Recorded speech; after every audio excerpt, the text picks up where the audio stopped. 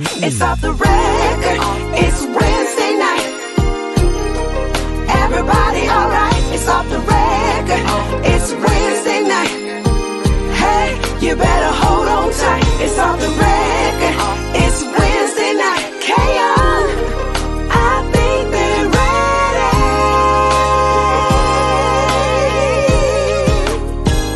ready. You tuned into what you tuned into.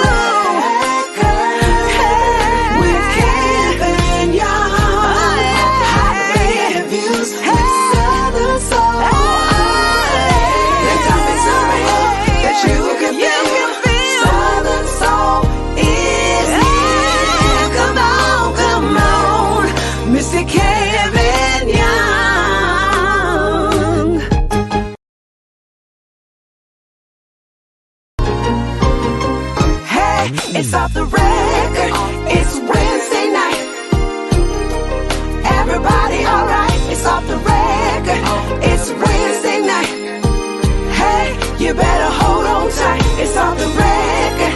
It's Wednesday night. K.O. I think they're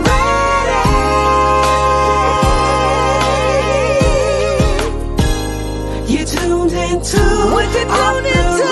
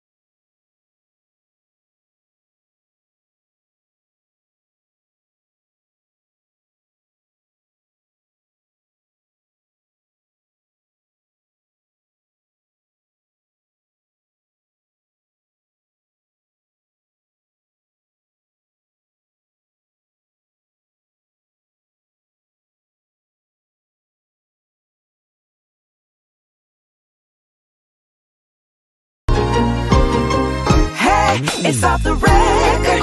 It's Wednesday night. Everybody alright? It's off the record. It's Wednesday night. Hey, you better hold on tight. It's off the record. It's Wednesday night. K.O. I think they're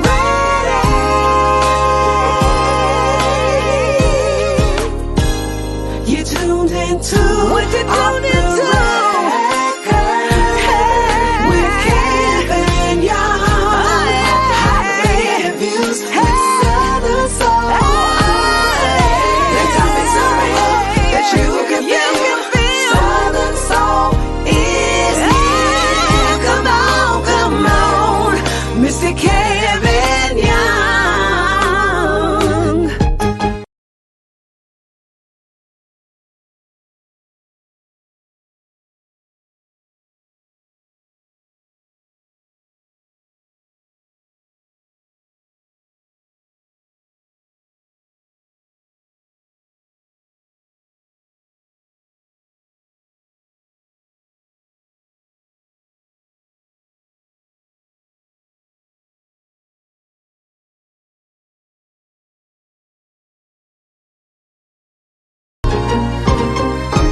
night. It's off the record.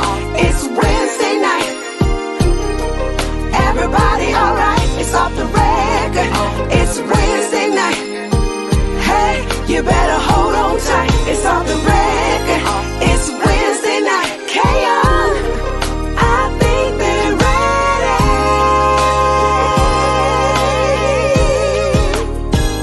ready. You tuned into what you tuned into. With Kevin Young. Hot interviews with Southern Soul. The topics are real that you can feel. Southern Soul is here. Come on, Mr. Kevin Young.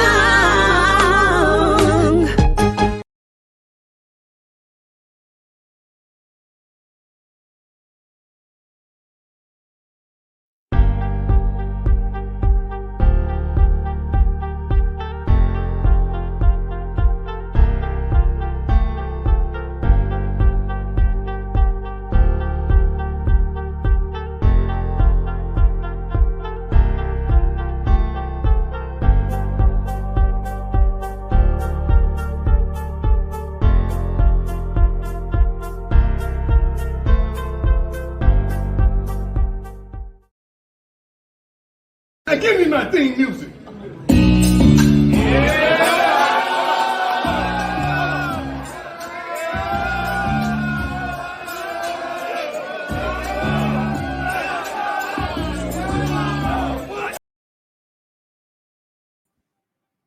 Hey everybody, how y'all doing? Hey, sorry for the delay. Y'all know I'm always on time, but I don't know what's going on with StreamYard. I came right on at 7 o'clock, and I got to go through a whole bunch of steps now to get on Facebook. So I'm glad you guys came in.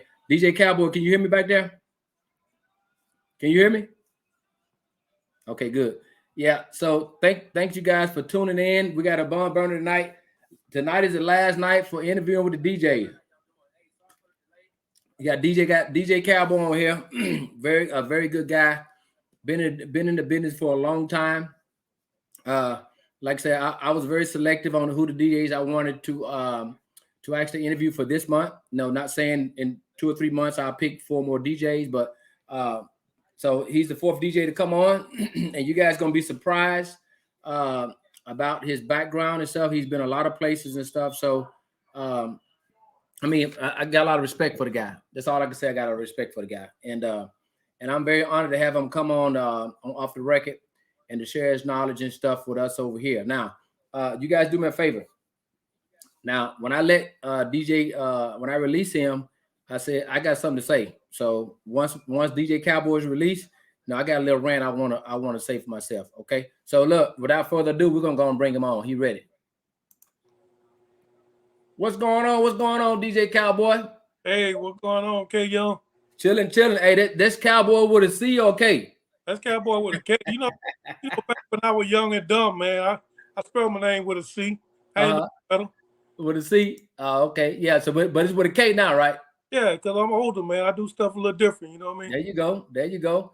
So, man, look, I'm honored to have you on, brother.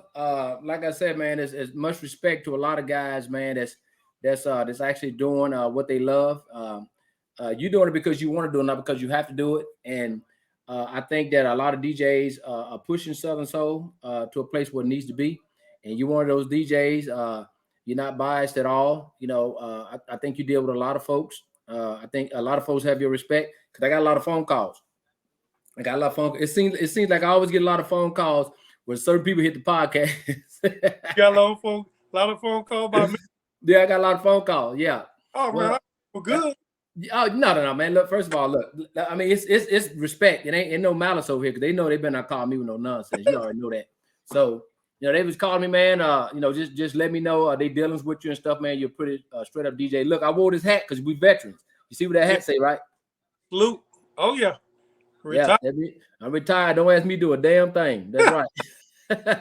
Hey, you got to get you one of these. But okay. Look, man. We can hold it. We got about 30 folks on here. They still chiming in. I guess they thought we weren't going to come since it was a little late. That was StreamYard. But look, tell your fans, audience, a little bit about yourself, man. Where you from? Well, first of all, I'm DJ Cowboy. Again, I spell my name with a K because I'm older. I do stuff a little different. I'm from Pensacola, Florida. which is about 5 minutes over there. Uh-huh. Right on the Alabama state line over here in Orange Beach, Alabama. I call it Paradise, Alabama. You Okay. got heaven, then you got Orange Beach. And I'm right Really? in Orange Beach. Next step is heaven, man. So Uh-huh. I'm right there, right there. Yeah. Okay. From Pensacola, Florida. Okay. So look, so how you get the name Cowboy? What, were you actually a cowboy walking around with pistols and stuff, or what? What Well, was it? my grandfather was, but I got this name back in 1972 when I Okay. go visit my uncle in Fort Worth, Texas. Every summer starting in 72 when I was like 10, 11 years old. And I used to ride the Greyhound bus from Pensacola 22 hours Mm. to my uncle during the summer. And my uncle used to take me to the Dallas Cowboy games. And so back in that time when I was 10, 11 years old, all the other friends and cousins, when we was 10, 11, you either was a Steeler fan or you was a Cowboy fan. Yep, that's So true. since I was going to Texas every summer and my uncle took me to the Dallas Cowboy game, I decided, be a Dallas Cowboy. So, You still won? oh yeah, die hard. Okay, so what y'all gonna do about this quarterback controversy or that? What y'all gonna do? Well, we don't care. We got two good quarterbacks. Look at it like that. Yeah. Oh, okay. I look at it, we got two good quarterbacks, man. Well, Dak graduated with our daughter from Mississippi State, so we know Dak. He's a good guy, man. We know him personally. Dak Prescott. So I can't attest to his football skills. I know he's pretty good at Mississippi State, but I'm not a Cowboy fan, so I don't really watch what he do over Right. there. It's still your team, Kevin. It's America's team. No, bro. So, No. And you know what? But look, that's my wife's team, right? She always say, she on here. She always say that when y'all lose, it's like the whole Facebook lit up, but when y'all win, it's crickets.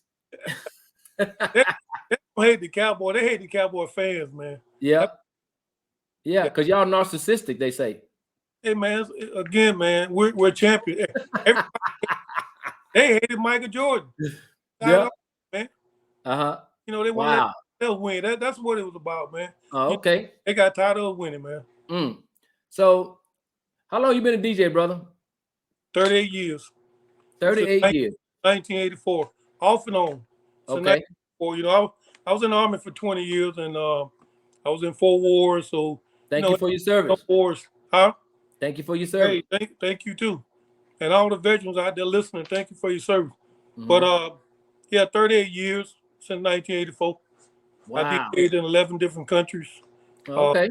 Before I got the blues, I started DJing blues in 2002. After I lost my mom, she was big on Marvin Cease and Tyrone Davis and Joe Simon, all those guys back then.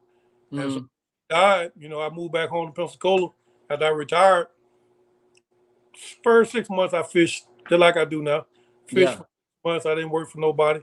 And I jumped in the truck, man, and started playing my mom old CDs, man. Going through a divorce at the time, I had been through some stuff, so blues kind of stuck with me. Okay. They were talking about what I was going through. You know what I mean? Yeah. So you didn't start off with blues. You was doing like hip hop, R&B, country, everything. Yeah, and techno, because I was okay. DJing. Techno, don't they be fighting and bumping into your damn equipment and shit over there? A lot of jumping around. You know what I mean? They do a lot of jumping, man, and the Europeans they love that, man. So. Yeah, I DJ'd over while I was over in Germany, man, in France, Belgium, Netherlands, Luxembourg, actually in Italy. That was my first 2 tours. And then when I went back the third time, between 95 and 98, I got a chance to actually DJ in Hungary, and I spent nine months over in Bosnia. So man, so you've been everywhere. Been a little bit everywhere, man. Yeah, I was in Bosnia too, man. I was there in '99. Yeah, and I forgot about Japan. I also DJ'd in Japan.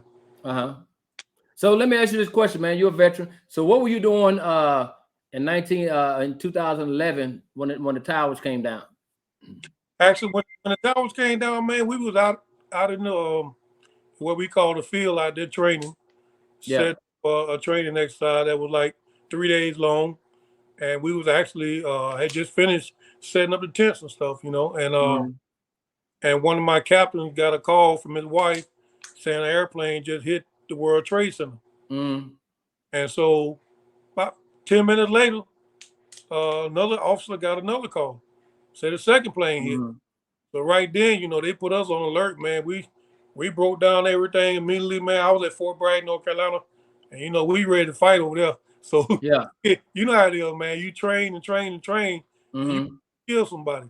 So, you know, they had attacked our country, man, and we was on full alert, believe me. Yeah.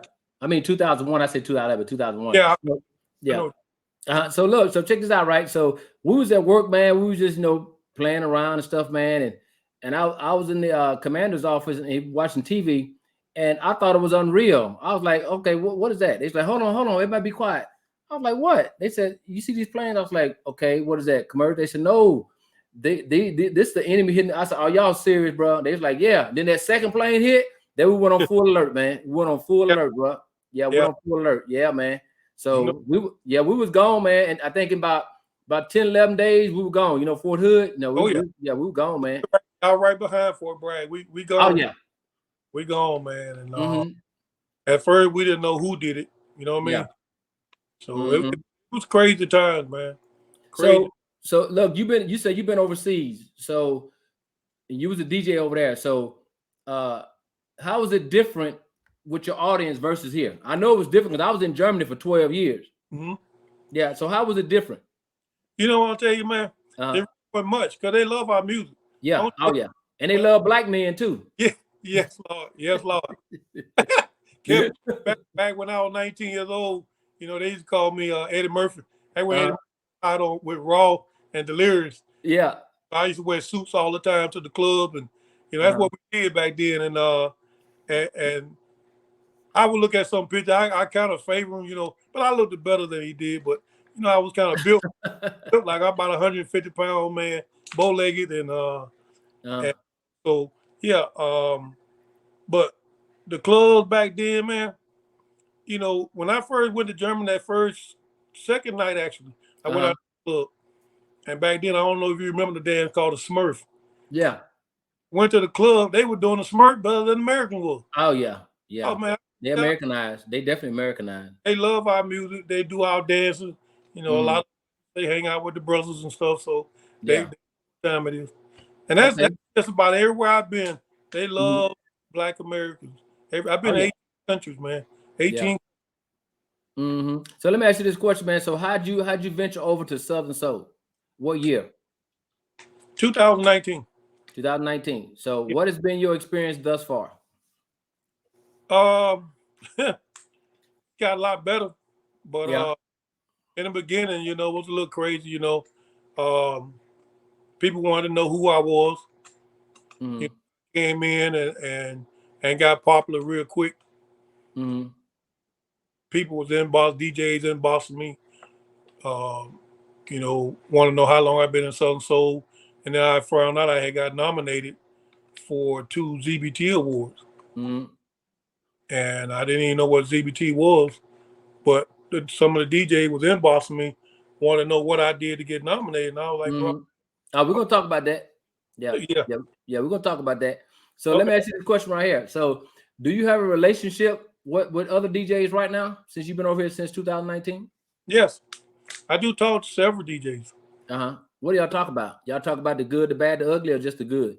A lot of times they be ragging me about my Cowboys, man, but especially DJ Cool over there in Mississippi. I probably talk to him more than any of them, man. But you know, we exchange music, me and Ken. We exchange music, man. DJ Danny Fro was gonna be one of my DJs at my birthday bash. He over Metro Hayden, Florida, which is south of Jacksonville, Florida. So, you know, it's a few. I think ain't Ken a Dallas Cowboy fan, or is he a hater? Nah, he a hater, man. Yeah. He been a hater ever since I knew him. Yeah. Yeah. Oh, okay. So let me ask you this question, man, and this is serious. Do DJs compete with each other, or should they? I mean, compete. You talking about on Facebook? No, the ones that's DJing on Facebook and all this other stuff. Do y'all compete like artists? I mean, I don't. And I don't think nobody else do really. Yeah. Everybody just, you know, play their music and try to display their skills. Yeah. You know, and everybody try to play good music, you know. So that's what I do, man. I'm not trying to show out. I done got old, man. Stuff I used to do when I was younger, Yeah. I don't do it no more. You know, I spell my name with a K. I'll Yeah. slow down, man. Yeah. So do you share music with other DJs? Yes, I do. Y'all If do? I don't just send it to them. You know, Uh-huh. Me and DJ Cool do that. Ain't no sometime I might call Ken and get a song or two. You know, Mhm. but for the most part, Kevin, I download songs without even the artist sending them. I mean, Uh-huh. I find them myself. Would you So be offended? Would you be offended if you asked a DJ to send you some music and he or she have it and won't send it to you? Would you be offended? nah, I don't think so. Yeah. Because a lot of times, if that song is out there, I don't get it anyway. Yeah. You know, Yeah. a lot of times, man, you know, an artist might post, you know, hey, this song just dropped. Send me your email. I go ahead Mhm. and download it, you know. So I don't even wait on it. And it might come 2 or 3 days later. But Okay. still, I don't already download it, man. I do this all day long. When I ain't fishing, I'm Yeah. down. So you fully retired? Oh, yeah, I've been retired. Yeah. I ain't worked in the last 9 years, man. Yeah. Yeah. Me too. I retired in 2009, man. So I ain't nope. If I get up, the work I get up and do, I was cutting some wood the other day. I go and play with my grandson, ride the 4-wheeler. You know, I just can't do it, bro. I can't because now I don't know if they told you this, but I know I was told by my boss when I left the military. You know what, Kevin? He said you're gonna take issue with civilians, with the way civilians think. Now, is that a mindset of yours too? Because we think different as military men. You know, we think different. I'm going to tell you what I did. What? Over my 20 years, you know, some of my sergeants that were getting out, they Uh-huh. would get out after 8 years or 6 years, and they would get out, man. They can't deal with the civilians. And they say, I know they coming back in. So years, man. So when it Uh-huh. was time for me to retire, that last year before I retired, I took a job with Walmart. And I said, I'm gonna get used to working around civilians. So I Yeah. calm down and just transition right into civilian life. And that's what Uh-huh. and it Yeah. worked for me. Yeah. I calmed down. I used to throw jokers in jail left and right for lying Yeah. to me. Uh-huh. And Oh, you know, the army is totally different, man. Tucker get mad when I call him a civilian. To him, man, you talking about you are a civilian, you're not a veteran, you're a civilian. they're civilian. Man, he tell me, you say that word like I'm an alien. I said, nah, bro, it's just military mindset. You know, we veterans, we just call y'all civilians. You know, I met some great civilians, but I met some horrible, just like soldiers too. I met some horrible people. So Yeah. let me ask you this question right here. Do you play all the artists' music? Well, let's say this. Okay. I get music sent to me a lot. I download music. I get a lot of raggedy songs. No disrespect to artists. Yeah. I keep it to myself when I say raggedy, okay? Yeah. I mean, the sound ain't right, you know, the damn thing skipping or whatever. And so, Why would somebody sing you something like that, man? A professional artist. Come on, sometimes bro. they record that shit in their house or in their garage, or they ain't have the money for a good producer. So, Uh-huh. you know, you hear it, man. And what I do is, if if they send me one of those songs and that artist come on my page, out of respect, I'll play it. Mm-hmm. Don't never come on my page, I'll never play that damn song. Why Now, not? If it's jacked up, if but it's if jacked they up and gotcha. I'm not feeling the song, I ain't gonna never Mm-hmm. play it. But if the artist Mm-hmm. comes on my page, out of respect, you know, I play it. I play it. And especially if it's something I can talk shit to, you know. So Yeah. Yeah. so now on the other hand, if you got a song that bumping, you ain't never gotta come on my page. I'm gonna play that motherfucking song. I like it, I'm gonna play it, man. I'm gonna tell you. And I'm gonna Yeah. play it over and over. You know, I ain't gonna play it while it's hot. I'm gonna play it. Yeah. Well, good music should be played and heard. Yeah, it should be, man. I love Yeah. good. Mm-hmm. Now, do you get offended if artists only come on your page for you to play their music, not to just listen to or support you? Do you get offended by that? You know what I do? What's that? I let the artists come on my page, and when they come on, and then you know my cowgirls, because I got a lot of cowgirls. Uh-huh. So let's say Tucker come on my page, which Yeah. he never been on my damn page, and I play his music all goddamn day. I think he on here. I know he on there. Yeah. I'm looking at the comment. I know he on. Oh, So okay. I play Tucker music all the day. I ain't saying he ain't never peeped in. Yeah. But he ain't know. But let's say he comes on my page and all my people are speaking to him and he don't speak back. Mm-hmm. I probably ain't gonna play it. You know what I mean? Yeah. So Mm-hmm. have artists come on there and they'll peep in just so you will see them, and then they disappear for you to play their song.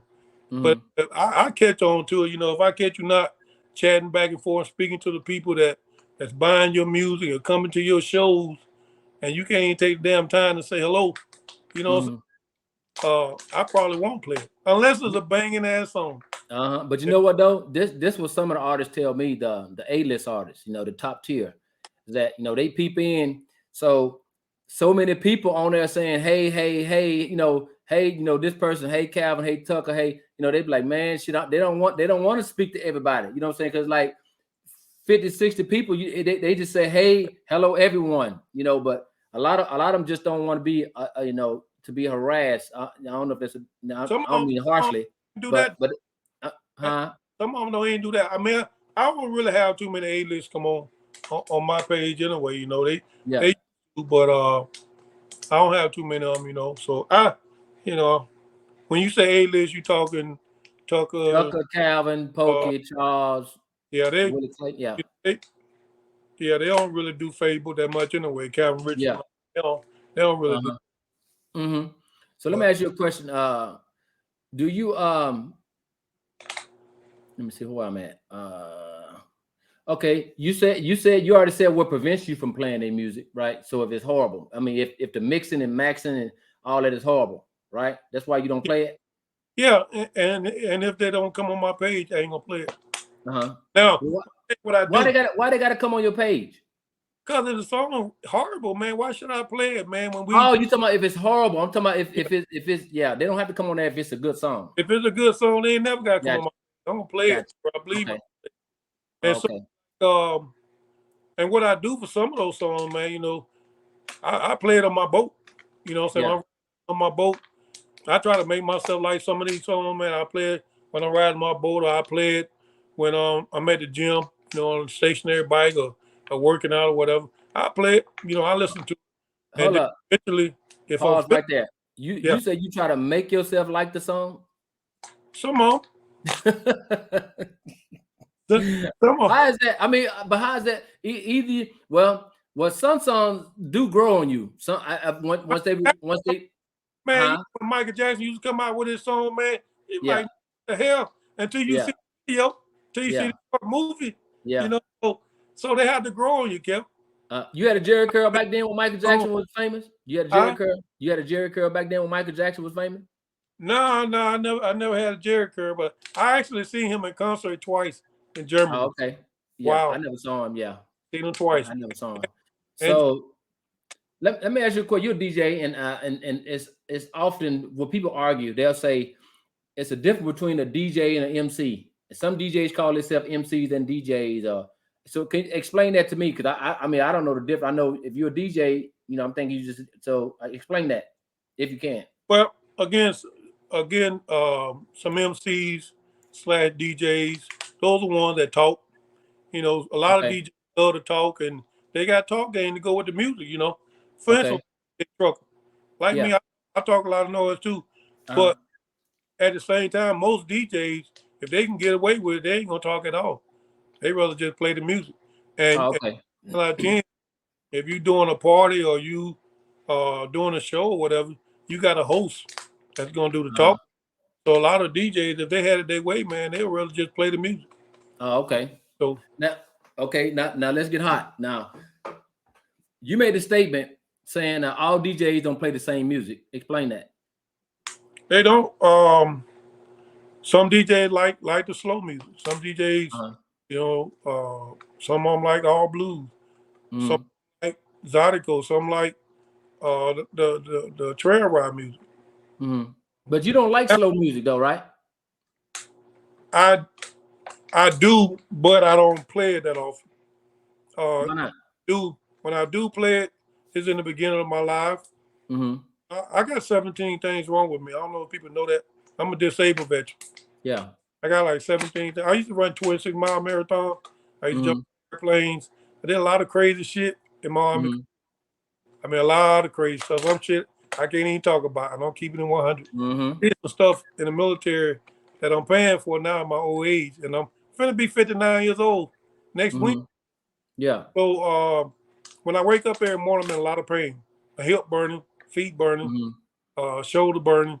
You know, arthritis all through my body. So that's why I dance on my live to try to stay loose.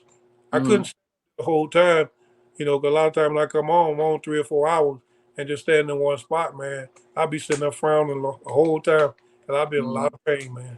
You better take your medicine from the VA. I don't take medicine, bro. You don't? None. Oh, shit, I do. I don't believe it. Okay. Well, also, look, you made a statement saying that that other DJs steal views from each other. Explain that. Yeah, man. You know, when I first got in Southern Soul, it was DJs, like for instance, okay, when I first got in Southern Soul, I was in for about 5 months, maybe 4 months. And again, everybody want to know who was DJ Kowboy. Because I was getting 5,000, 6,000 views, man. And at that time, it wasn't a DJ above me for his views, but DJ Trucker was the only one. Yeah. So other DJs, you know, shit that was running with them would basically go live when I went live to steal some of my damn views. I'm keeping 100. Yeah. And sometimes DJ Trucker would go live doing my live. Yeah. To get people off my damn page. Keep it 100. I don't bullshit, man. I keep it 100, man, whether you like it or not. Yeah. And bottom line, that shit was going on. And I heard it from other DJs. You know, anytime I had any kind of damn numbers, one of those three would go live to steal view. And I had my cowgirl. They would go out and look. And then they'll come back and they'll say, "Oh, DJ Big O just went live." Yeah. You just on my page looking. Get off my damn page and go live, you stealing views. That's all. But I was never doing it for the views anyway. So I was just playing music, man. You know what I'm saying? Having a good time, trying to play music for friends and family. Never doing awards or no damn views. Yeah. Because I said the same thing. You know, this is my 3rd season for Off the Record, and I come on every Wednesday. The only time you ever see me on Facebook Live is on Wednesday, or you see me with my grandson. That's it. That is it. Facebook don't consume me. It don't consume me. I'm not worried about no comments. I don't do none of that stuff unless people send me like videos and stuff. I don't be on Facebook 24/7 watching what people do and all that. I ain't got time for that. So Wednesday's my day. So, you know, I saw people trying to go live on Wednesday, you know, talk shows and stuff. I didn't say nothing. But my thing is this right here. You know, only the cream rise to the top. You know, and the very same ones who had they had no talk show. They just had a show. They had a Facebook page.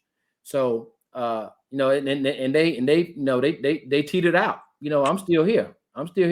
And the thing is, what I don't understand, DJ Kowboy, is this. You know, we both have a military mindset. So I'm always focused on trying to do the right thing. Period. You know, and you know how we're taught. You know, we don't kick the can down the road. You know, so you know the term 8 up. We had a whole bunch of 8 up soldiers.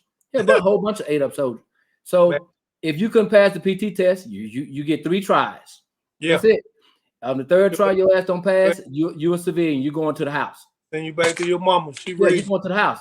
You get 3 tries to qualify with your weapon. You know, we didn't give nobody nothing. We didn't give you nothing. These are the rules. This is the policy right here. You know, so what I don't understand is that, you know, and like I said, you've been over here. I became a promoter in 2017. I don't understand why people want to just kick the can down the road and just accept anything.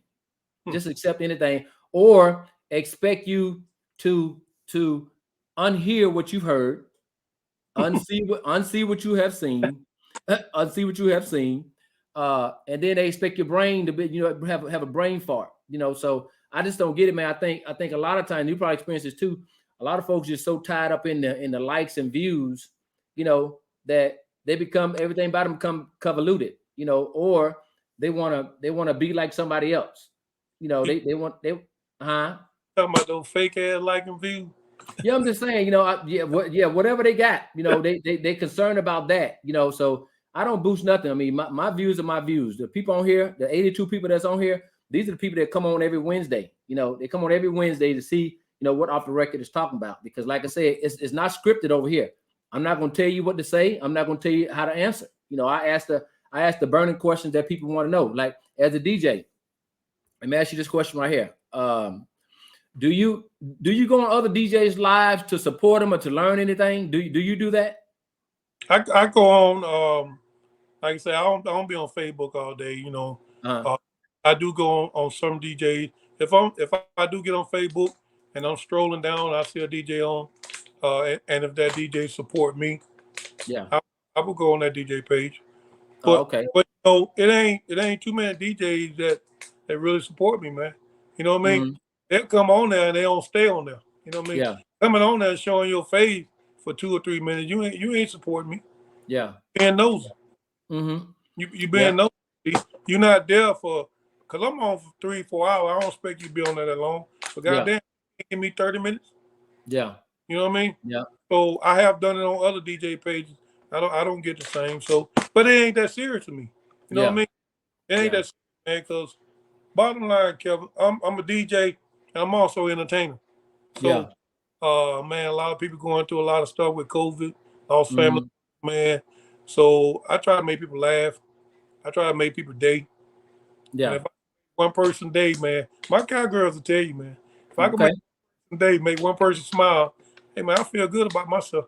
That's what life's about. Life's not about just Facebook and Southern Soul. Let me ask you this question right here. Now let's talk about your awards and nominations. Now you say you've been over here since 2019. So you've been nominated for an award from any of these organizations? Back in 2019, about 4 to 5 months, when I got in Southern Soul, like I said, I had numbers, 5,000-6,000 views every time I got off, and I got nominated twice for ZBT. That's when you know some DJ was inboxing me, want to know how long I've been in Southern Soul and how long I got. I mean, how I get nominated and that kind of stuff. And they're like, man, I've been in 2 years and I ain't got nominated. And Southern Soul was new, you know, even though it's been out there for 20 years. Yeah, it's been popular for like the last 2 years at that time. So some of the DJs that had been in it for 2 years and hadn't been nominated, and they wanted to know what I did. And I did nothing but just play, you know. And so it got to the point that one of the group owners, she owned the R&B and gospel group, supposed to be like the biggest group in Southern Soul as far as group, right? So she calls me. She said, DJ Cowboy, she said, I've been watching you. I ain't been on your live, but I've been watching from the outside. She said, I like what you're doing. She said, I want you to be in my group. She said, right now I only have 2 DJs in my group. That's Big O and 783. And I said, okay. She said, if you get in my group, I promise you'll get booked. She said, oh, guys, they booked all the time. I said, okay. I said, yeah. I said, that's great. I said, I don't know if you know or not, I just got nominated for 2 ZBT awards. Yeah. And she said, how long you been in Southern Soul? I said, about 4 months. 4 months? You been in Southern Soul 4 months and you done got nominated already? Man, son, DJ Big O and 783 ain't never been nominated. And you been up 4 months. I mean, she just flipped on me, man. And she like that. I swear to God, she like that damn Tamisha Horton. She like that. And I'm like, she just flipped. First, I thought the lady was religious and everything. And she went off on me, man. And I was like, wow, man. So anyway, another list came out a month later. They completely took me off the list. Took me off the list from both nominations. And I was like, wow, if they had added the other DJ that complained, it'd have been cool. But to take me completely off the damn list, I think that was messed up, man. Wow. So anyway, time moving forward, 2 years after that, I got nominated again for up and coming DJ. Tamisha Horton calls me. She said, DJ Cowboy, she said, congratulations on your nomination. And I say to Tamisha, with all due respect, I said, I don't accept this nomination. I said, I don't want to be nominated, and I don't want to be on any of your lists anymore. And I said 2 years ago, y'all took me off the list because other DJs complained about me being on the list, and I had just gotten Southern Soul. Yeah. And well, I didn't do it. I said, well, I don't know who did it. All I know was I was taken off the list. And with all due respect, I don't want to be on the list no more because that ain't what I was doing it for. You know what I mean? So, and so bottom line, man, I had to take me off the list. Yeah. Wow. So that was a bad experience. My deal is this right here, man. See, my awards on the back wall right here. That means a lot to me. I think, and you know, you've never ever given a soldier Impact AM or Arcom if they didn't deserve it. Right. You know what? You know who Samuel Sharp is? Who? Samuel Sharp. Who is that? You know the Sharp, the Order of Samuel Sharp. Oh, the Order. Yeah. You tell the people what you get that for? Yeah, Order. Yeah, that's for excellence. And is that a field artillery? That's field artillery, right? Yeah, integrity is ordnance. It's ordnance. Yeah, ordnance. Yeah. Yeah. Integrity, leadership. Yeah. You know, that I have that award. Yeah. Sergeant Arthur Murphy. I was out, man, before I even went in the military. Yeah. You know, I always been a man of integrity. And bottom line, man, I tell it like it is. I used to put people in jail for lying to me, man. Yeah. You know, tell me you overslept, and that's why you were late to my formation. Don't tell me you had a flat tire on the way to work, because I'm gonna make you show me the receipt where you had to fix. And if you can't supply that receipt, I'm gonna put your ass in jail for 2 weeks for lying. I'd rather tell me you lied, you overslept, because if I catch you in a lie, you go to jail. Yeah. We just live by a different creed, man. You know, we just live by a different creed, man. I don't knock nobody with the way they think, as long as it don't affect me. Yeah. If your thinking affect me, then of course I'm gonna say something. But if your thinking don't affect me, then like I said, 9 times out of 10, I'm not gonna say that. But I'm telling you, man, that was horrible. That was horrible to take something away from. That was horrible. But you know, I won, and I think it was 2019. I want to say, I think I won Motor of the Year. You know, people had something to say about that. Who was Kevin Young and all this other stuff. I mean, hell, you know, I won the award, so I don't give a shit who you think I am here. It's not like I didn't do a show. You know, hell, I got receipts. You know, I pull up all the damn flyers for that year. You know, so yeah, but that's always prevalent. You know, in the Black community, people always want to question. You know, what have you done? You know, so if you've done something, you know, if you you know, and people see it, you know, you don't need validation from people. They don't know me, man. Yeah. You know, they know me for the last 3 years. They don't clue the shit I done done. Yeah. I held up in the DJ and military world. Yeah. A lot. So let me ask you a question. You also said you don't have a problem with club DJs using their Cash App. Explain that. Oh, you know, like when the pandemic happened. Yeah. And you know, those DJs that were working in clubs. I used to be in clubs. Okay. Clubs no more. I don't want to be committed to every Saturday night or every Sunday night I'm in the club. Somebody looking forward to me. I love the fish much, man. So I don't want to be committed like that. But during the pandemic, a lot of those guys, you know, had to come out those clubs, man. So I didn't see no problem with those guys putting up a Cash App, you know, because that was their way of feeding their family. You know what I'm saying? Hold on for 1 second. Hold on. I don't normally read questions, but I see audio on here. Audio saying, where would someone come on this platform and talk positive? Audio, you can come over here and talk positive. You can come over here anytime. I interview you. You come on here. But like I said, I don't normally read comments, and I don't have a problem with what people say, you know. But, you know, I mean, some things are too far-fetched. So I don't think nobody said nothing negative. You can't stop no damn body for what they have experienced and what their eyes and ears have said. You know, see, that's the problem right there. That's a problem. So, Audio, if you want to come on off the record, I'll interview you, sir. Come on here. I want to know about your history and everything. You come on here. Yeah, I'll interview you anytime. Anytime. Audio? Yeah, anytime. Yeah. So I didn't talk about his performance down there when he got Sand Woman off the damn stage. I didn't talk about that. But if you come on my live talking about when somebody gonna come on here and talk positive, you come on here. You come on here, let me interview you, Audio. That ain't audio, Kevin. That gotta be. That Well, can't I'm be. just saying, no, it's his name on here. That's supposed It's to be his one of name my on here buddies. because look, here's the deal. Here's the deal. Whether you like it or not, this is the biggest platform that talks about Southern Soul. We talk about everything, the good, the bad, and the ugly. We're not gonna just talk about good because everything ain't damn good in Southern Soul. That people want to sweep shit under the rug. It is some people over here that's doing shit over here behind people's back, you know, with malice and everything over here. They don't want to talk about that.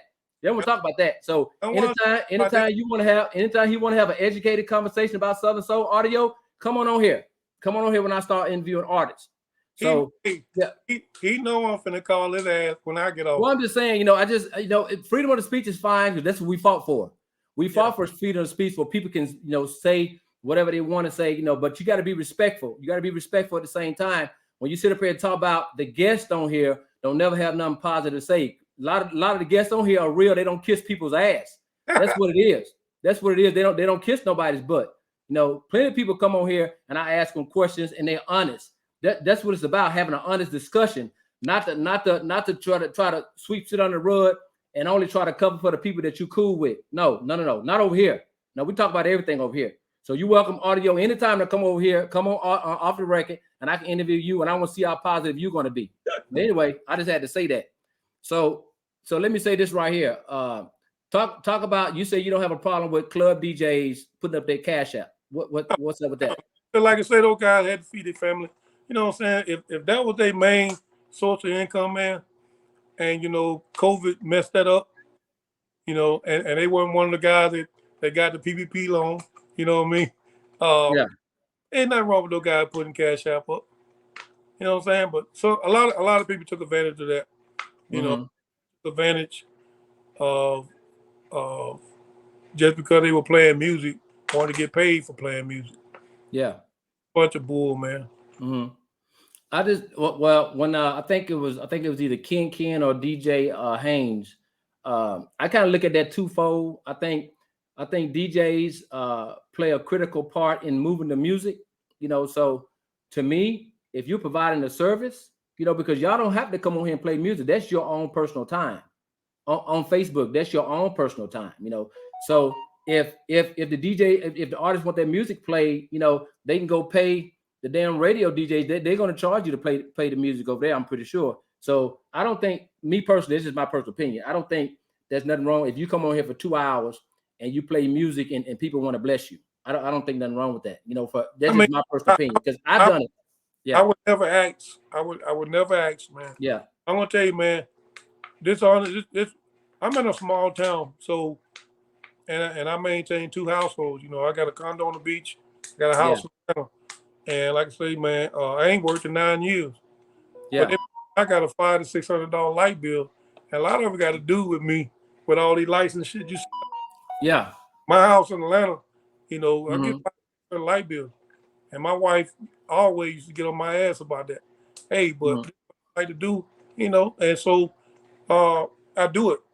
Man, I don't ask nobody for a dime because I don't need no money. I'm good financially. I'm good. Yeah. So I don't need it, man. I do it because I love the music. I do it in honor of my mom. My mom loved blues.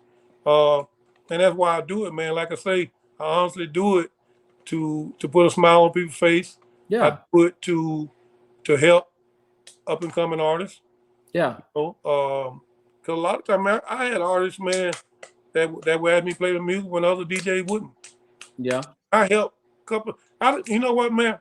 I'm going to say this. Yeah. I was on the radio for 5 months in Atlanta. A lot of them that's on here now. I interviewed them on the radio in Atlanta for those 5 months. I mean, you can name LJ Echols, Magic One. I mean, all the way down. I interviewed probably everybody up on the Tucker. Yeah. Right. And so, a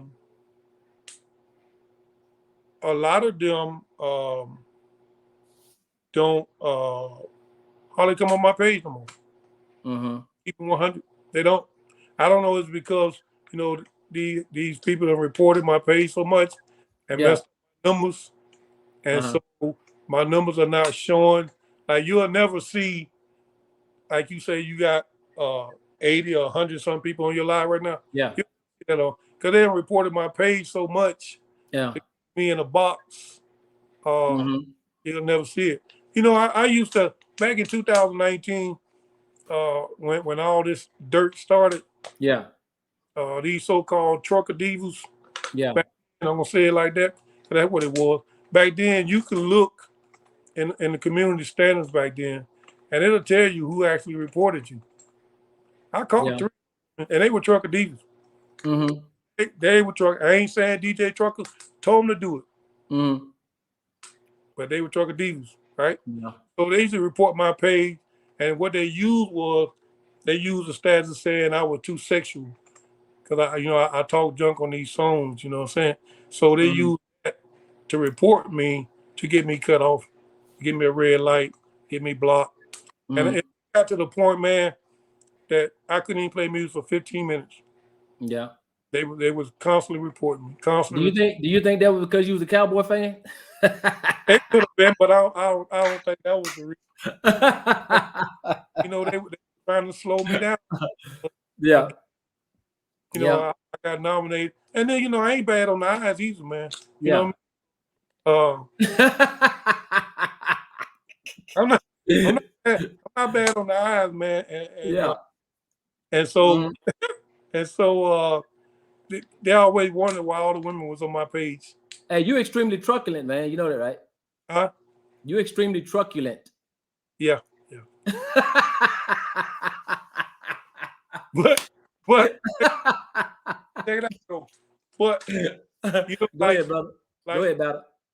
like I've been doing this since 1984. So I know about the music, who's the biggest music fans out there. So Yeah. like Facebook list, out of 5,000 people, hell, 4,500 on women. So I Yeah. can't Oh yeah. page. Yeah. Yeah. That's So one. You know if what? DJ, you ought to know that. You ought But to you know know. what? But that's one thing I can say about our black sisters, man. I'm telling you, the black queens, they'll support you quicker than a guy will, man. Because you know why? Because there's no malice in their heart. You know what I'm saying? Yep. Because Yep. their mothers, their sisters, they just have a different connection. When it comes to emotions and stuff, man. So when they like a lot of them that come on, a lot of them that come on off the record, they'll say, you know what? We love hearing the personal part about y'all to come on. They know the music, they know you're a DJ, they know you're a producer, they know you're a promoter, but they want to hear the emotional side, like DJ Haynes. DJ Haynes, a lot of folks didn't know DJ Haynes, but DJ Haynes picked up a lot of followers, man, because he's a smart guy, he's sincere, he try to help people. That's what it's about, because you got a lot of selfish people over here in Southern Soul. I don't need no man, but here's the deal, DJ Cowboy, battle. I don't need nobody to defend K Young. Not even Angela Young had to defend K Young. I can stand on my own.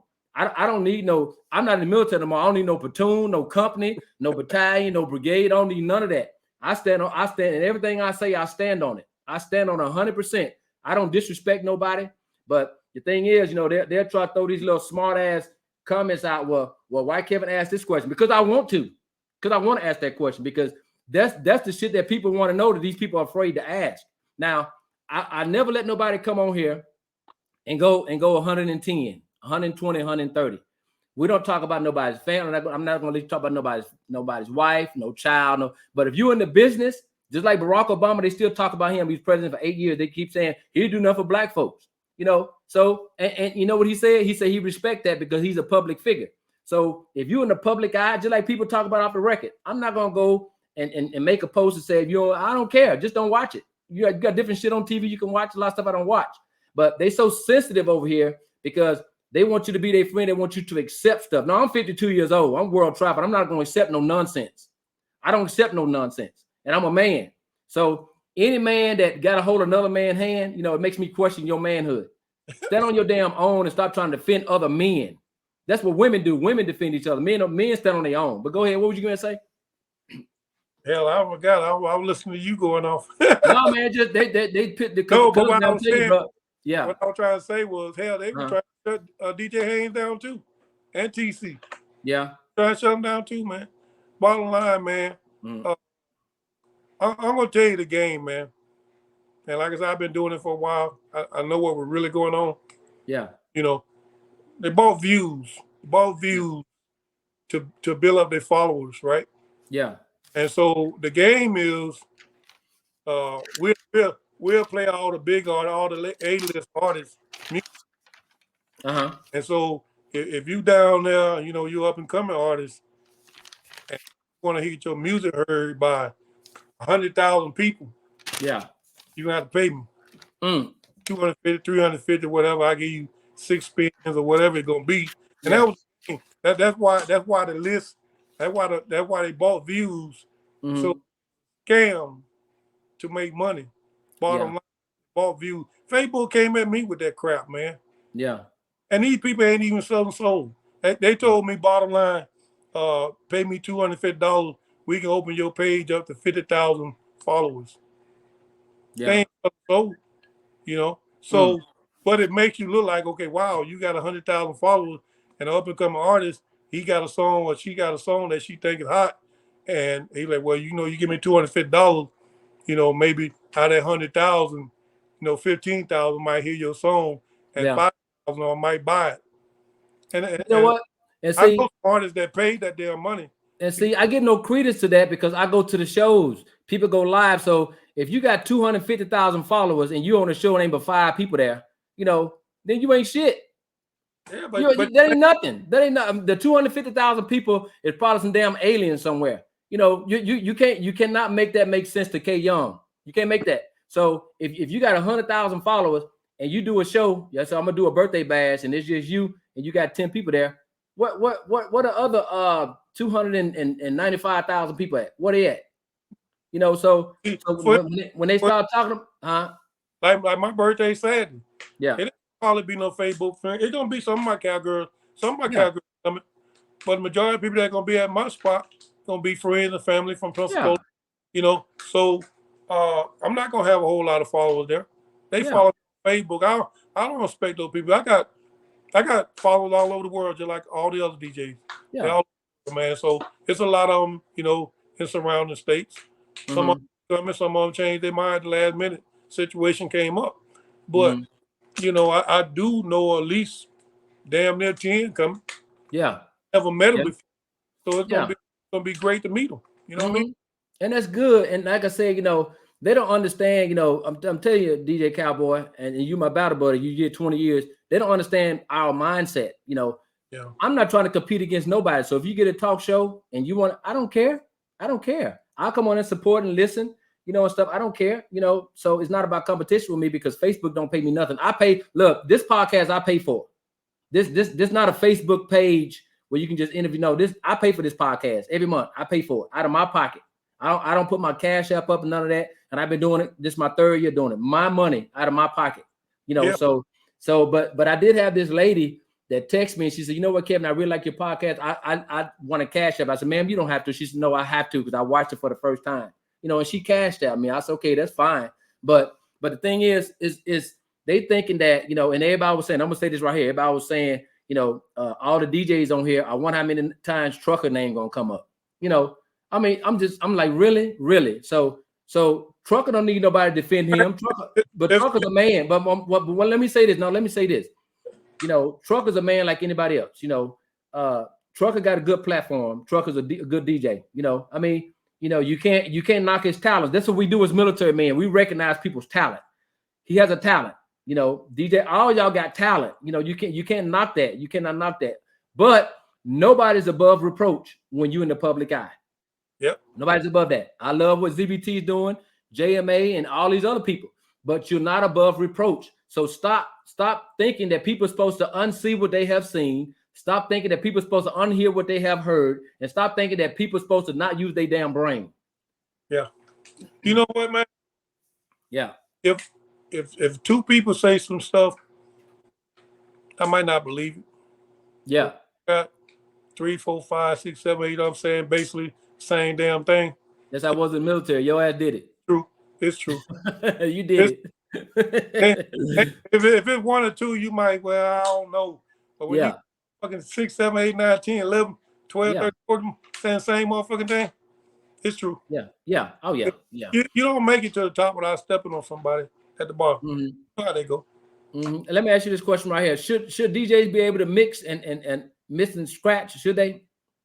If they've been DJing more than 2 weeks and They need to sell their goddamn controller. They need to sell it to someone that want to learn how to do it. Don't play some song and then play a goddamn whistle or horn or siren and shit. Yeah. And before you play the next song, Uh-huh. you should be able to mix those two songs together. Yeah. And there's a lot of them in Southern Soul. Not hating on nobody. There's a lot of them can't put two songs together. Yeah. But is it instinctive? So should you know instinctively to what song go with this song? Or I mean, it's got to be some sort of art form to it, right? It is an art. I mean, it's a vibe, man. It's a vibe. And you know, DJ always looking at the dance floor, always trying to keep everybody on the dance floor. Because anytime you pause in between the song and they have to wait for that next song to hear what it is, shit, a lot of them gonna walk off the floor. Yeah. So you just lost people. So you got to be able to mix, you know, shit 30 seconds, 20 seconds into the next song so they can hear what's coming. Yeah. If you can't do that, then so let me ask you this question. I ask every DJ this. I'm artist centric. That means I focus more on the artist. That's just me. K Young Production. I'm a promoter. I focus on the artist, right? So are you DJ centric or are you artist centric? Do you think that you are better than an artist as a DJ in Southern Soul? I would never say that, man. I would never say that. I would say I'm better than DJs. You know what I'm saying? Yeah. I know I am in a certain, but I would never say that. I would never say that. But like I say, if you've been DJing over 2 weeks and you can't mix, sell it. There's somebody out there want to learn how to do it that ain't got, you know what I mean? Sell it to them, man. And go on to Home Depot, and they hiring on aisle 5 down there, man. They got a lot of down there. Yeah, each one teach one. I mean, it seems like I mean, I don't know, man. It seems like it's I don't know, man. I don't know. It's a lot of just myopic behavior just for the moment, just for the things you do for the moment. You don't think it's going to affect you later on.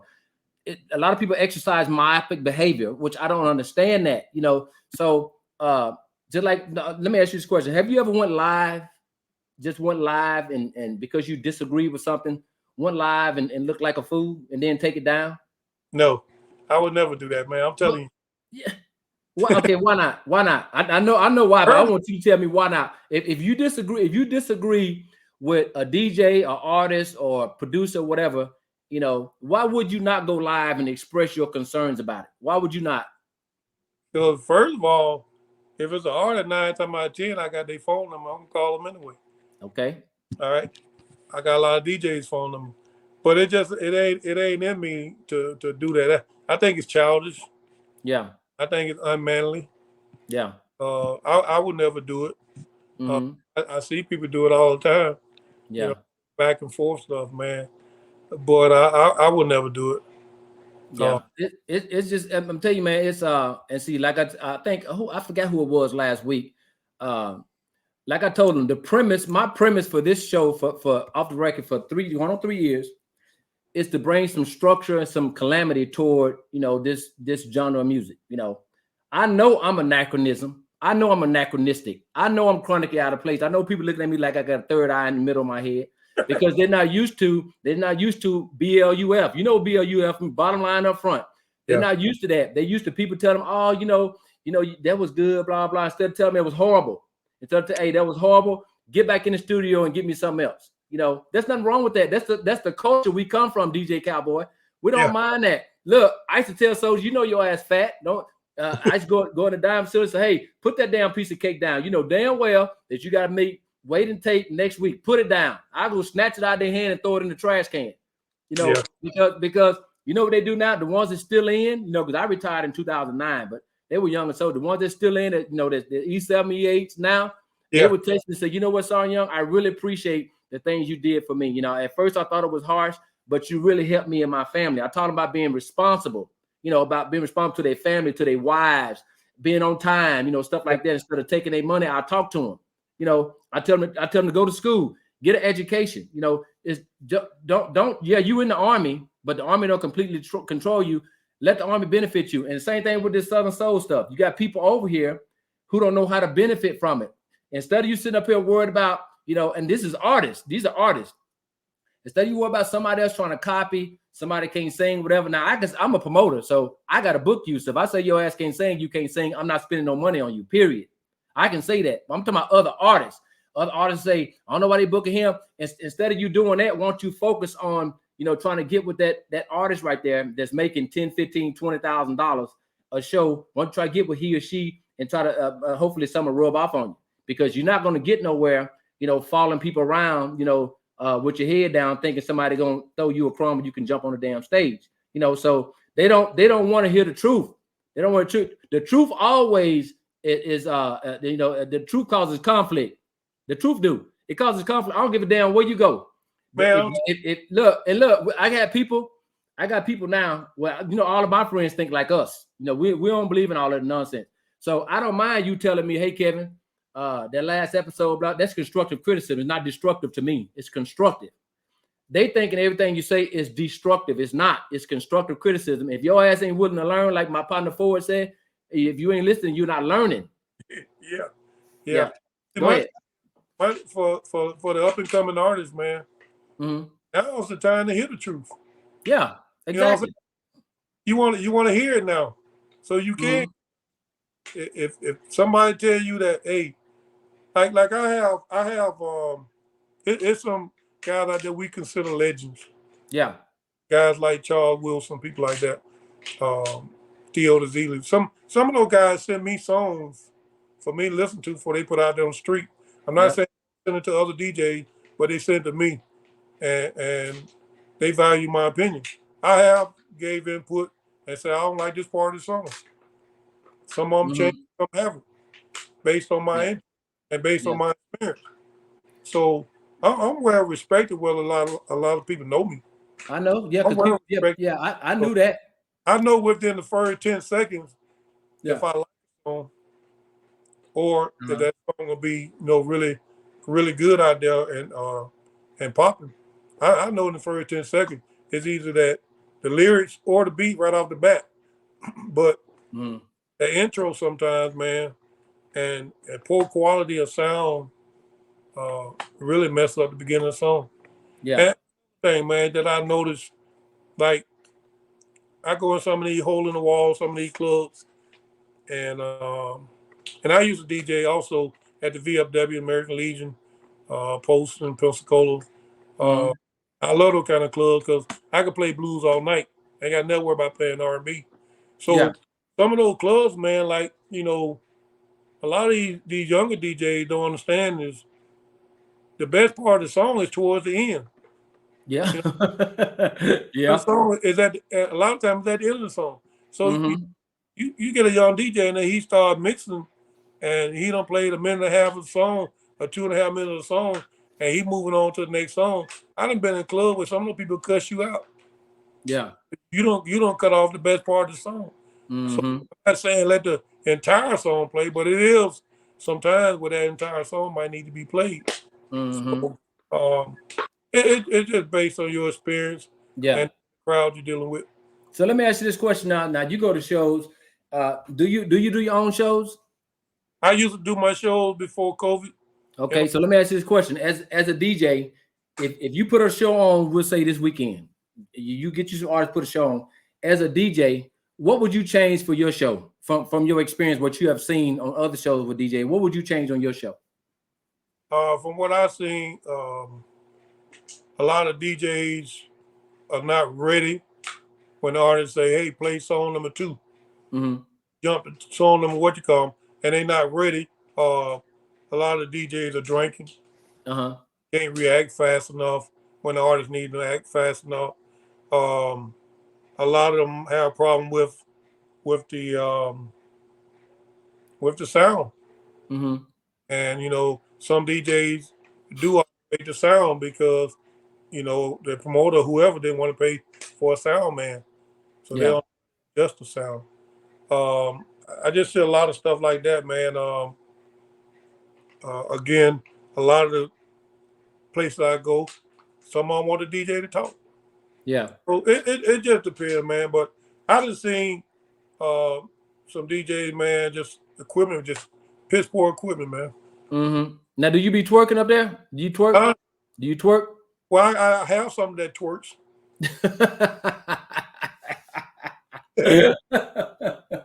I don't twerk. You stupid, man. But my horse twerk. You stupid, man.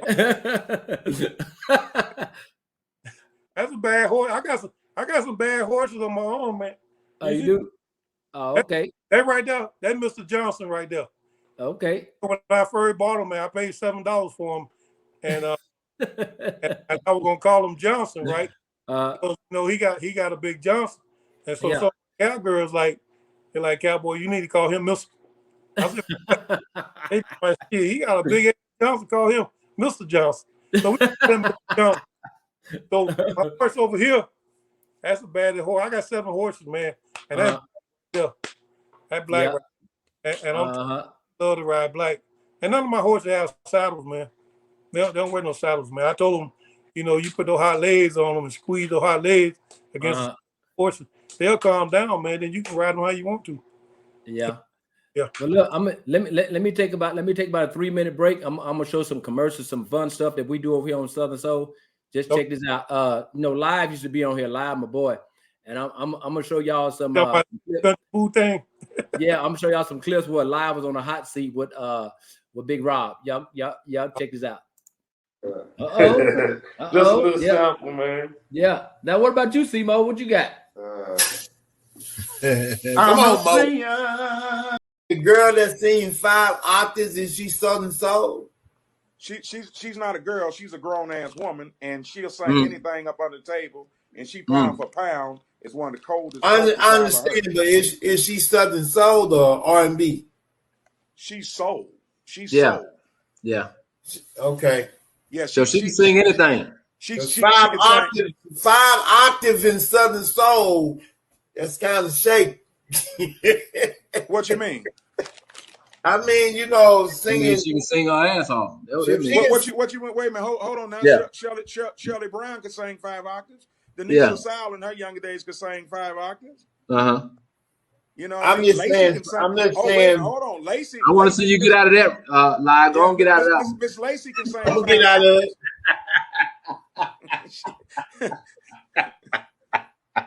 I'm just waiting to go ahead. Now, get out of that one.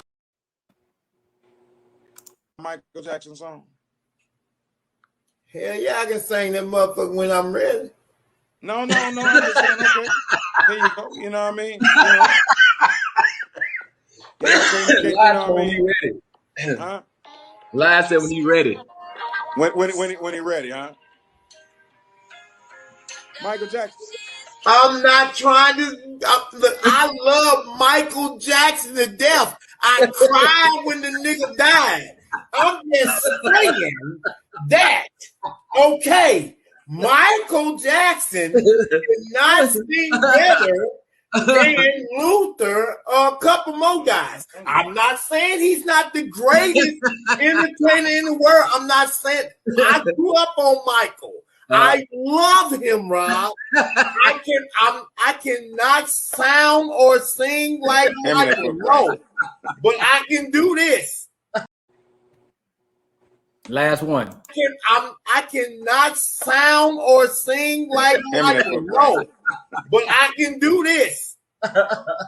What? Hey, Live. Criticize his ass and tell him. Hey, Live. Who handing you all this shit? Who the hell is the handle? I want to know who the hell is the hand. Who went found the goddamn Michael Jackson book, Rob? Hey, Live. Oh man, somebody went found a book. Who found the damn book? Oh my God! Who found the book, Rob? Hey, he gonna get some more stuff. Who gonna get shit? Rob, hey, Live. Don't get nothing else. Hey, Live. You see Rob, that? stop going get shit. Live, you see that? Huh? You see that? Oh man, Rob, stop going get shit, Rob. He's the greatest. Hey man, hey, look.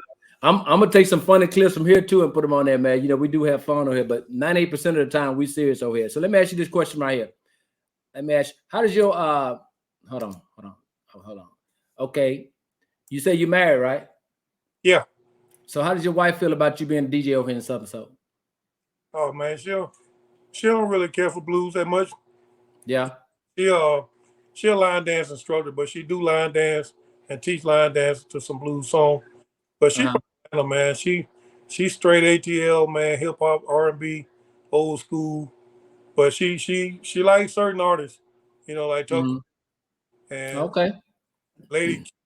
She loves some Lady Q. She loves Nephew, Sugar Shack Man. Man, I mean some of the bigger artists that you know that she hears their songs a lot. She don't know too many up and coming artists. Oh, okay. She don't really listen to it. Like a lot of time when I DJ, she either leave the house or go upstairs, you know. So, but birthday bad Saturday, man. So she gonna get a chance to meet some of those people. Okay. I've been playing. So that's a good deal. So talk to me about Club 227 and rodeo. What does that mean? Oh man, you looking at Club 227? Okay. This is Club 227. Oh, so that's why you got the lights and stuff on. That what audio was talking about. Why you got them lights on back there? So you're in the club. Yeah, okay. yeah. This my man cave. Mr. Cowboy can't come in here. So your wife can't come in there? No, she come to the door and bring me some food or something. But I'm here. Hey, see, I got my TV, got my basketball game going on. Yeah. So okay. Can't come in here, man. This man cave. Okay. So you be in there by yourself, or you invite your boys over? What? Nah, man, I'm by myself, man. When I'm playing my music, man, I'm here. You know this. I use this to hold my hat. And my hat right up here. I put my hat up there. Yeah, gotcha. Yeah. So I bought that just to hold my hat. You know, but when I'm dancing and sweating and stuff, you know, I don't want to just throw my hat anywhere. So I bought that golf cart. I just sit it right up there. Perfect, man. Yeah, you great. So you go live from your man cave? Yeah, my man. I got another man cave in Atlanta too. Okay. So now you ain't like DJ Ken. You do take requests, right? DJ Ken can say he ain't taking no requests. Yeah, I take requests. But 9 times out of 10, we be jamming so hard, man. Everybody like what I do, man. Yeah. Hey, I got a lot of my people on here right now. I'm watching all the comments on my iPad. So yeah, I got a lot of my people on here right now. Okay. Let me ask you, as a veteran, you know, our culture is different. We talk about, you know, spirit decor and teamwork. So what has been your experience over here? Is there a lot of teamwork in with DJs and with yourself? Is there a lot of teamwork?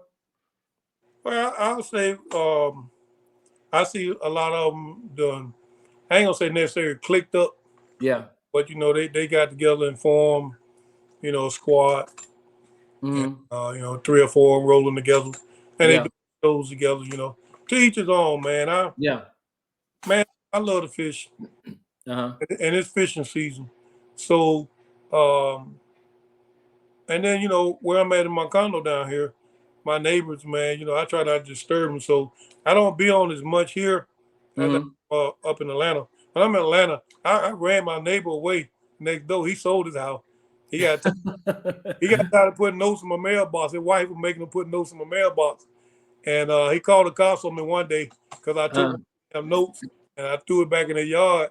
And I told him, if you ever touch my mailbox again, I'll beat his ass. So he sold the house, man. He made some money though. Yeah. You know, I helped him. So you was playing your music too loud or what? Well, you know, we was in that cul-de-sac first. Yeah. So we on the cul-de-sac.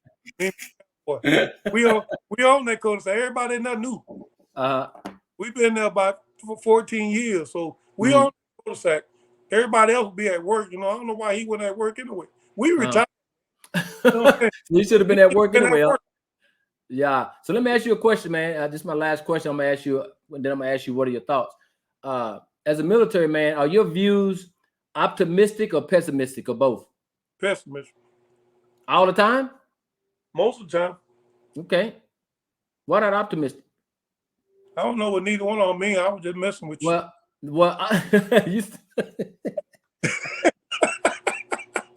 was just messing with you.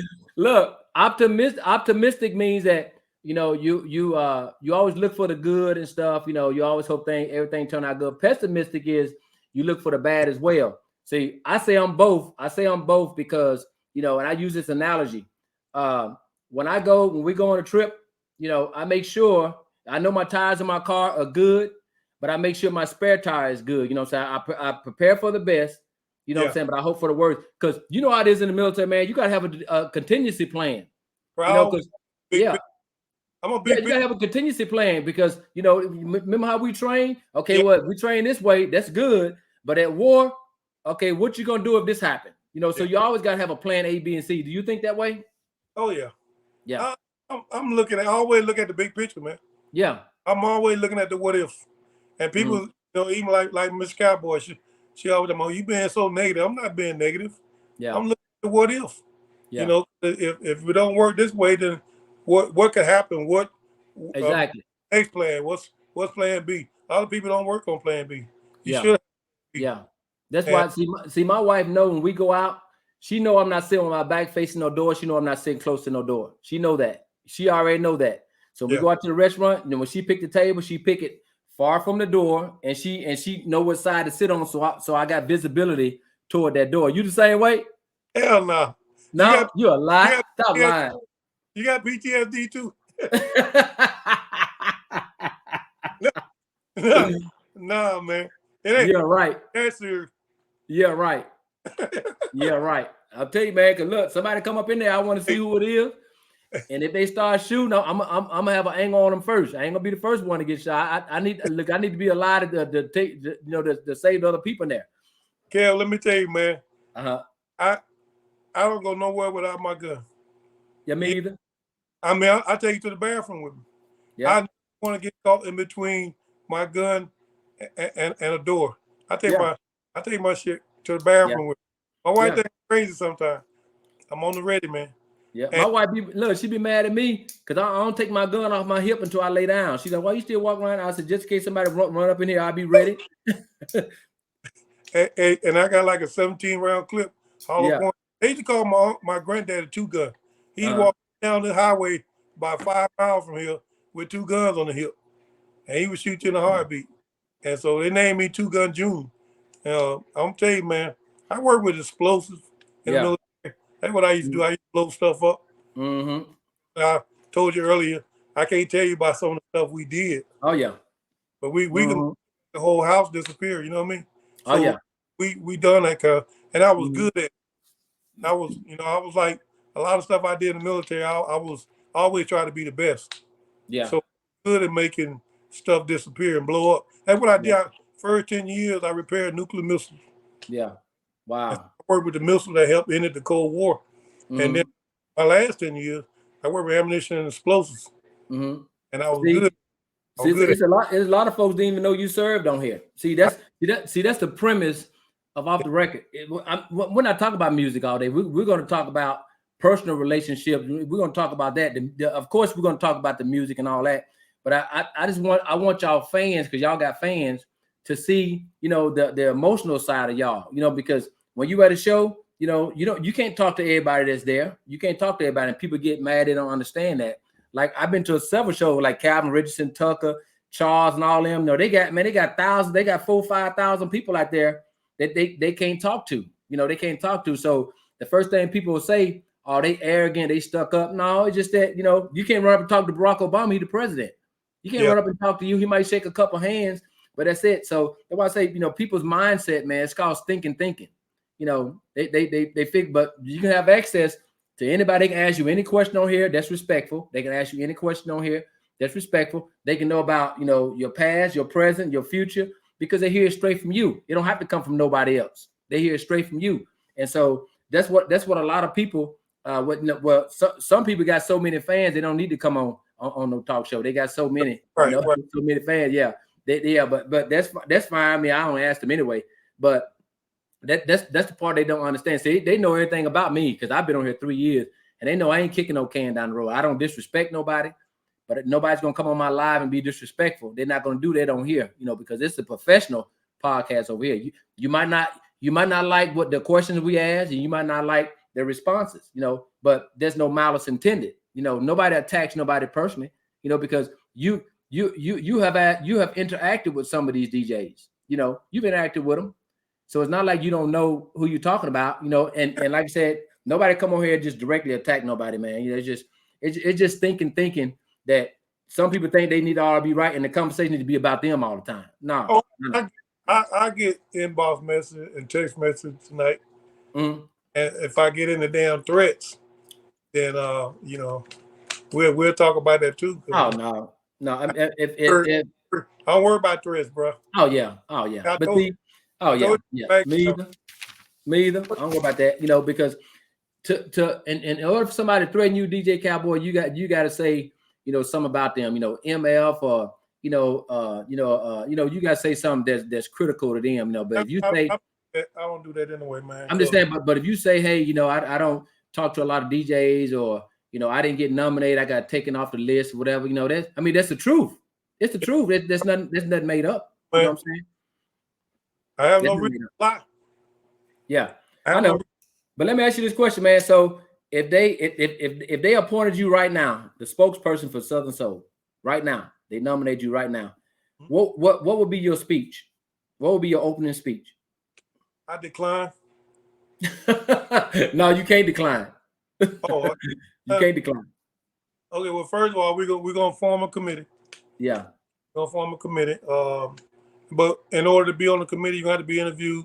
You have to get your experience and your background and your knowledge of this, you know, bottom line. And then, you know, we're gonna have to start from there. Bottom line, man, we got to get some experience. How well you know the music, how long you been in the music, you know, man, so many people clicked up. Yeah. You know, you just got to interview people, man, find out who they running with, man, because they wouldn't be fair. You know what I mean? Yeah. They wouldn't be fair, man, because if you clicked up with somebody, you're going to always try to stay loyal with that person. Yeah. Bottom line, man. But that don't even, but you know what? But if going back to 2017 to now 5 years, you know, I knew a lot of relationship that has you know, that's has evaporated. You know, so you can be and there's nothing wrong with having a relationship with somebody, you know, but but when you start speaking for someone, you know, you can't speak for nobody. You can't speak for me. I can't speak for you. You know, I can't speak for you. Only Angela Young can speak for me because she live in this household. You know, can nobody else speak for me? You know, I don't need nobody to speak for me. So I don't think there's nothing, you know, wrong with that. You know, so if you want to hang around a lot of people that think like you, that's fine. If you want to think, you hang around a lot of people that's monolithic, that can't think no other way but like you, then that's fine. See, I like critical thinkers. Yeah, I don't like concrete. I like critical thinkers. You know, I like to know what you're gonna do right now. You know, I mean, it's fine and dandy. You know, when all the stars lined up in your favor, I want to know how you're gonna think when they're not in your favor. That's what I'm concerned about. So that's the telltale of a man. You know, you can say you're a man, or you are actually a man by birth, but you're thinking, you know, in critical situations, that's the telltale sign with me, because I've been put in those situations. I've been around people who walk around with their chest out, but when they put in a critical situation, they fold it. You know what I'm saying? They fold it. So iron sharpens iron. Iron sharpens iron. So if it is a fact. It is a fact that the have-nots don't like the haves. They don't like that. The poor don't like the rich. The poor figure that the rich should be doing more. The poor figure that the rich should give them something instead of you standing on your own 2 feet and getting out there, you know what I'm saying, and work for what you want, you know. And see, that's the thing that a lot of people over here too, that, you know, they thinking they're going to get somewhere if they linked up with somebody, you know, but these people too selfish. They don't see it. See, I can see the forest because of the trees. You know, we talk about that in the military. I can see the forest because of the trees. See, they still looking at the trees. See, I see beyond them trees. I see what's behind the trees. And that's always been my thinking.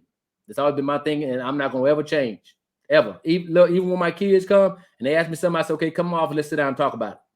Now, we're going to have a discussion about this. Now, you just can't just say this and you're going to do this and you want my support. I need to know what I need to do, you know, to support you. I need to know what your contingency plan is, you know, because you know, I I had to do that with my I got 12 grandchildren, man. Yeah. I got 7. I have to do it. I have to do it with my grandchildren too, man. Yeah. Much respect too, man, for the time you spent for your youngest grandson. Oh yeah. Man, cause he'll never forget that, man. I don't have any grandparent stories, man. Yeah. My mama died when I was 6 months old. Mama died before I was born. My dad, mom had mental issues, and my father, when they called Two Gun, he caused those mental issues. Yeah. So, you know, they lied to us and told us he was dead, but he died in 1989 for some horrible stuff he had done in the 50s. They ran him out of town, and he died in 1989. I was in Germany when I found out. I was mad about it because they hid him from us. But he had became a pastor and changed his life from what he did back in the 50s. And so they denied us the opportunity to know our grandfather. And I was really about that, man, because most grandparents love their grandchildren. They might treat kids like crap. They do more for their grandkids. And you had me an opportunity to meet my grandfather, man. So I was kind of stupid about that.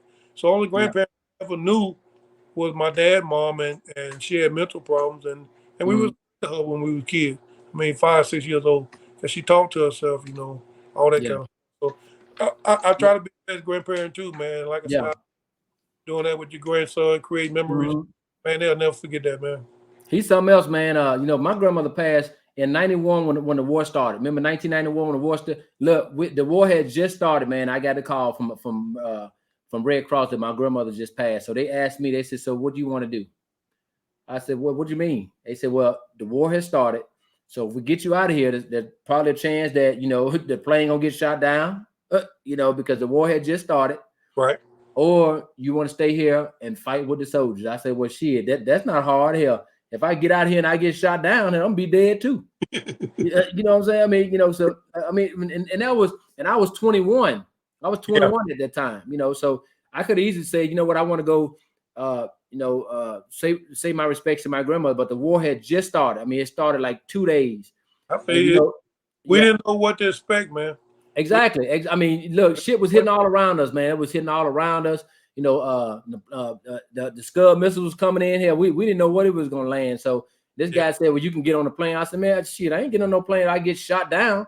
Hell, I said, no, I can look, once this war over with, when I go home, I go pay my respects. My grandmother knew I love her. But let me ask you this question right here. Let me ask you this last question right here. So what do you see Southern Soul in 10 years? 10 years, I would see it as a new R&B. I would see it as a new R&B because those young kids are mess up R&B. It's kind of like hip hop now. They don't really mess it up. And that's why some of the R&B singers come into Southern Soul. But in 10 years, man, if somebody take it and get some structure to it and get it organized, it could really be something, man. It could really be something. If that happens, I think it's gonna be a real good thing, man. Oh yeah, I think so. But look, I ain't gonna hold you up, brother.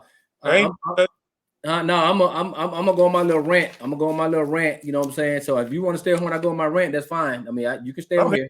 I'm here. I ain't doing that. I just want to talk. But look, people. I just want to talk a little bit about, and I'm gonna keep you about 5 more minutes. That is the distinct difference between respect and a relationship. You know, you can have respect for someone without having a relationship. Y'all know that, right? You know, respect is nothing merely than having an admiration for somebody's accomplishments, you know, and you know what they have achieved. You know, so a relationship is how you treat one another. So you could have respect for someone but not have a relationship with someone. I have a relationship with a lot of artists. I don't have a relationship with a lot of artists and DJs. You know, like I might talk to Tucker, I might talk to Cav, I might, you know, I have a relationship with LJF because I talk to them on the phone. I might talk to them once or twice a week. But that's not to say that if I see like a J1 or the ones that I don't talk to on the phone, but I got respect for, that if I see them out somewhere, I go and speak to them and shake their hand. Like Willie Clayton. I didn't know Willie Clayton even knew me. When I went to the Blues All Right tour, I saw Willie Clayton there. I spoke to him. He spoke to me. You know, TK Soul, I walk right up to him because I respect those guys. So it's a difference. It's a difference. You know, you can't have respect for someone without a relationship. Let's talk. I want to talk to y'all about seasons. And I want y'all to listen. First of all, you cannot force your season. You can't force it. I don't care how many shows you attend with these A-list artists. I don't care how many damn compilations, what collaborations you get on. I don't care how many times you go live. You know, you cannot force your season. You know, you can't. Your season is your season. You know, just because if you decide to do a song with Tucker or Calvin or any of these guys and stuff, you know, they're in season. That has no effect on your season. So wait your turn. How many of y'all eat popcorn? You eat popcorn, right, DJ Cowboy? So I'm pretty sure when you put that bag in the microwave, don't all the damn kernels pop? Yeah. They don't pop. I got it down to a science now, man. Yeah, they don't pop. They don't pop. Now every kernel in that bag pop. So that means that what happens to the kernels that don't pop? You throw them in the damn trash. It was not hot enough or it was too cold for them to pop. It wasn't their turn to pop. Yeah. It just wasn't their turn. You know, so these people, some of y'all just want to force y'all season, man. You know, a lot of y'all got good music. A lot of y'all got good stage presence. You know, just wait your turn. Just wait your turn. That's one thing. So that's about seasons. I want to talk about I got to write down my bullet points because military. So look, let me tell y'all this right here to artists. Don't get discouraged because your music not being played. You know what you need to do? You need to take responsibility yourself and say, hey, what can I do better? Or what am I not doing to get my music played? That's it. So you can't force nobody to play your music. You can't force nobody to put you on the show. You can't do none of that. You can try it, but it makes you look silly because they're still not going to do it. So, you know, and then they have, then they talk about DJs complain about they don't have their music and stuff, you know. Okay, well, y'all send them your music. Just send it to them. Send them your music. And you can't complain if you got a producer that don't want to produce music for you, because if they say that, hey, you know, you ain't it, then you ain't it. You're not it. So why y'all, I'm telling you, this ain't for everybody. They know who I'm talking about. Why are y'all still trying to force yourself in a genre that's not welcoming? That's not welcoming to you. Get back in the studio, get with a DJ, get with one of these artists that's doing something, you know, and then just try to not emulate, but just try to learn. Just try to learn from them instead of trying to force your way into Southern Soul, force a promoter to put you on the show. Well, you know, all that you're gonna be doing is singing to the seats. You know, nobody's gonna come see you. You know, you can't force nobody to buy something they don't want. You know, so just seriously ask yourself, you know, what part of this that you play? What do you have to do to better yourself? That's it. And if you come to the conclusion that nothing you can do, then hey, people hiring. Go get you a job, sit it down for a little while, come back. You know, Southern Soul's still gonna be here. You know, so I want to talk about, and this is definitely what I want to talk about right here. I want to talk about stop letting Facebook consume y'all every day.